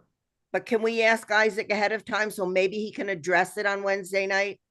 Sure. Yes, we can do that. And, we decided not to ask for questions given the short notice about the meeting, but we will accept, the focus will be on those questions if you send them in to any of us. You want me to send it to you? I think we got that one, but feel free to Okay. send it if you want. Well, if you've got it, I don't need to send it as long as you remember to That's ask. fine. I got it, Joan. Appreciate it. We need to start wrapping up. Mary Darner had her hand up. Okay, Mary? Yeah, and this is about a question. Joan mentioned the fact that there are people concerned about whether there would be any court oversight, like in a direct sale, like the form we're to sign for the direct sale doesn't include things like this is how we'll divide out the money or anything that helps people feel secure that what this board says is going to be true when the next board, when the sale maybe finally occurs.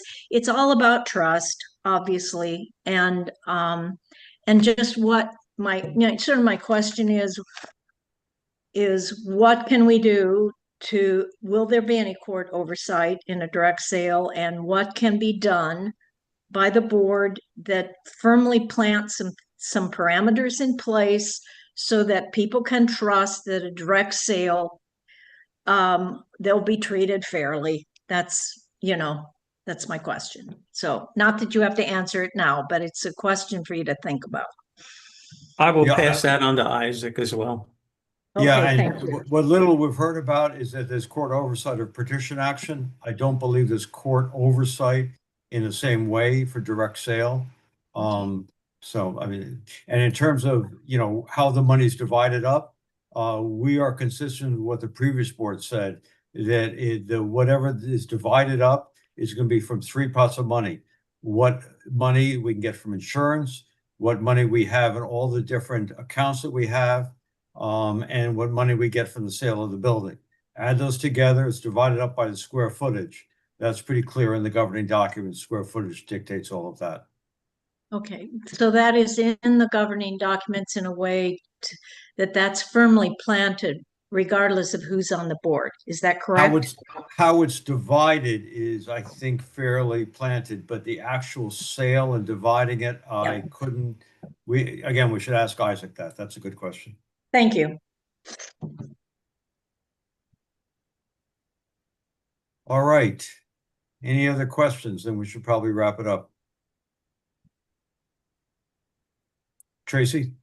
Not a question, but could we go over the reserve Sorry. vote? Oh,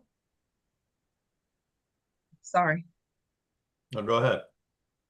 Oh, Almost we done. reiterate what we're doing in the lobby with the votes out on the table. I know there was some confusion before around should we sign the reserve? Where's the documents? I don't know if we. Sure. The reserve document on the table, and it's on two places on the Hammond North website, motions that we pass unanimous consent, as well as the on the upcoming announcements, important announcements. Those are the reserve votes, and people can sign them, put them in the box, or mail them in. The consent for direct sale is the same, and people can send them in, both of them. The only glitch to all of that is the paper ballots that people got for the reserve vote has no space for your name and address, and you can throw out that one. You should not mail that one back. But we are going to get a bulletized explanation of the votes that we'll try to get out. Excuse me if I could interrupt. I thought Tracy had one more bill she had to ask for approval on, 400 and some thousand. Yeah, actually, Tracy, if you could pull that up, and while you're looking for that, the Hunt bill is 1,601. I should announce that by unanimous consent, the board approved the invoice number 16,000. It was a 434,000, and I don't know the hundreds how much it was. And I'd have to wait till Tracy pulls it up. The two bills were divided 50-50. Because we approached Hunt and we said with the low reserves, we could not afford to pay the whole one, and they agreed to divide it in half. So we should actually get approval when we get the $6 million in the bank that we can then go ahead and pay the second half. And that was for work done when, John? So, oh, you want me to Go answer? ahead. I can So- look for it. Tracy may find it faster than me. So this was work that was done through the month of March, so March 3rd through March 31st. What John alluded to is we had one invoice that was a total of both of these invoices. We had them split in half. So this new invoice number is 16001. In the full amount of, get to the bottom here, 434,205.18. And this invoice includes, I mean, there's a ton of things on here, but scaffolding, fire caulk, drywall patch repair, HVAC scope for floors 10, 11, 12, 14, 15, 16, and 17 for the fan coils. There is some demobilization, some electric work that they did with the breaker lockouts, anchors. I can go on and on, or repiping, and then the fee. So that is the total of that Hunt second bill. So is that your motion to pay that? Yep. I make a motion to pay the Hunt Builders invoice number 16011 in the amount of 434,205.18. I'll second. Thank you, Jan. Any discussion on this bill? And I would add, this is a bill that we only pay once the $6.6 million check is cleared. All right, no discussion. All those in favor? All those opposed? That's opposition, Tim? No, That was for it. I was just Okay. late. I was just late. Okay, so that passes unanimously. All right, so that's it for the bills. So again, Wednesday at 6 o'clock, we'll have a meeting with Isaac Heinz on the direct sale, and he has some thoughts also about the offer that we've received, the letter of intent. And I we'll, will post, I was gonna say, I will post the budget and the HOA fee reductions. I'll share that with you, Randy, to get those out on the site. Okay, good. Thank you. and given the late hour, should we dispense with executive session tonight? I second that. Okay. We still have items from the previous executive session we never got to, some litigation, but that's okay. Yeah, I think we could do those Wednesday where we have a shorter board meeting in general. Thank you. All right, thank you all very much. All right, bye. Thank you.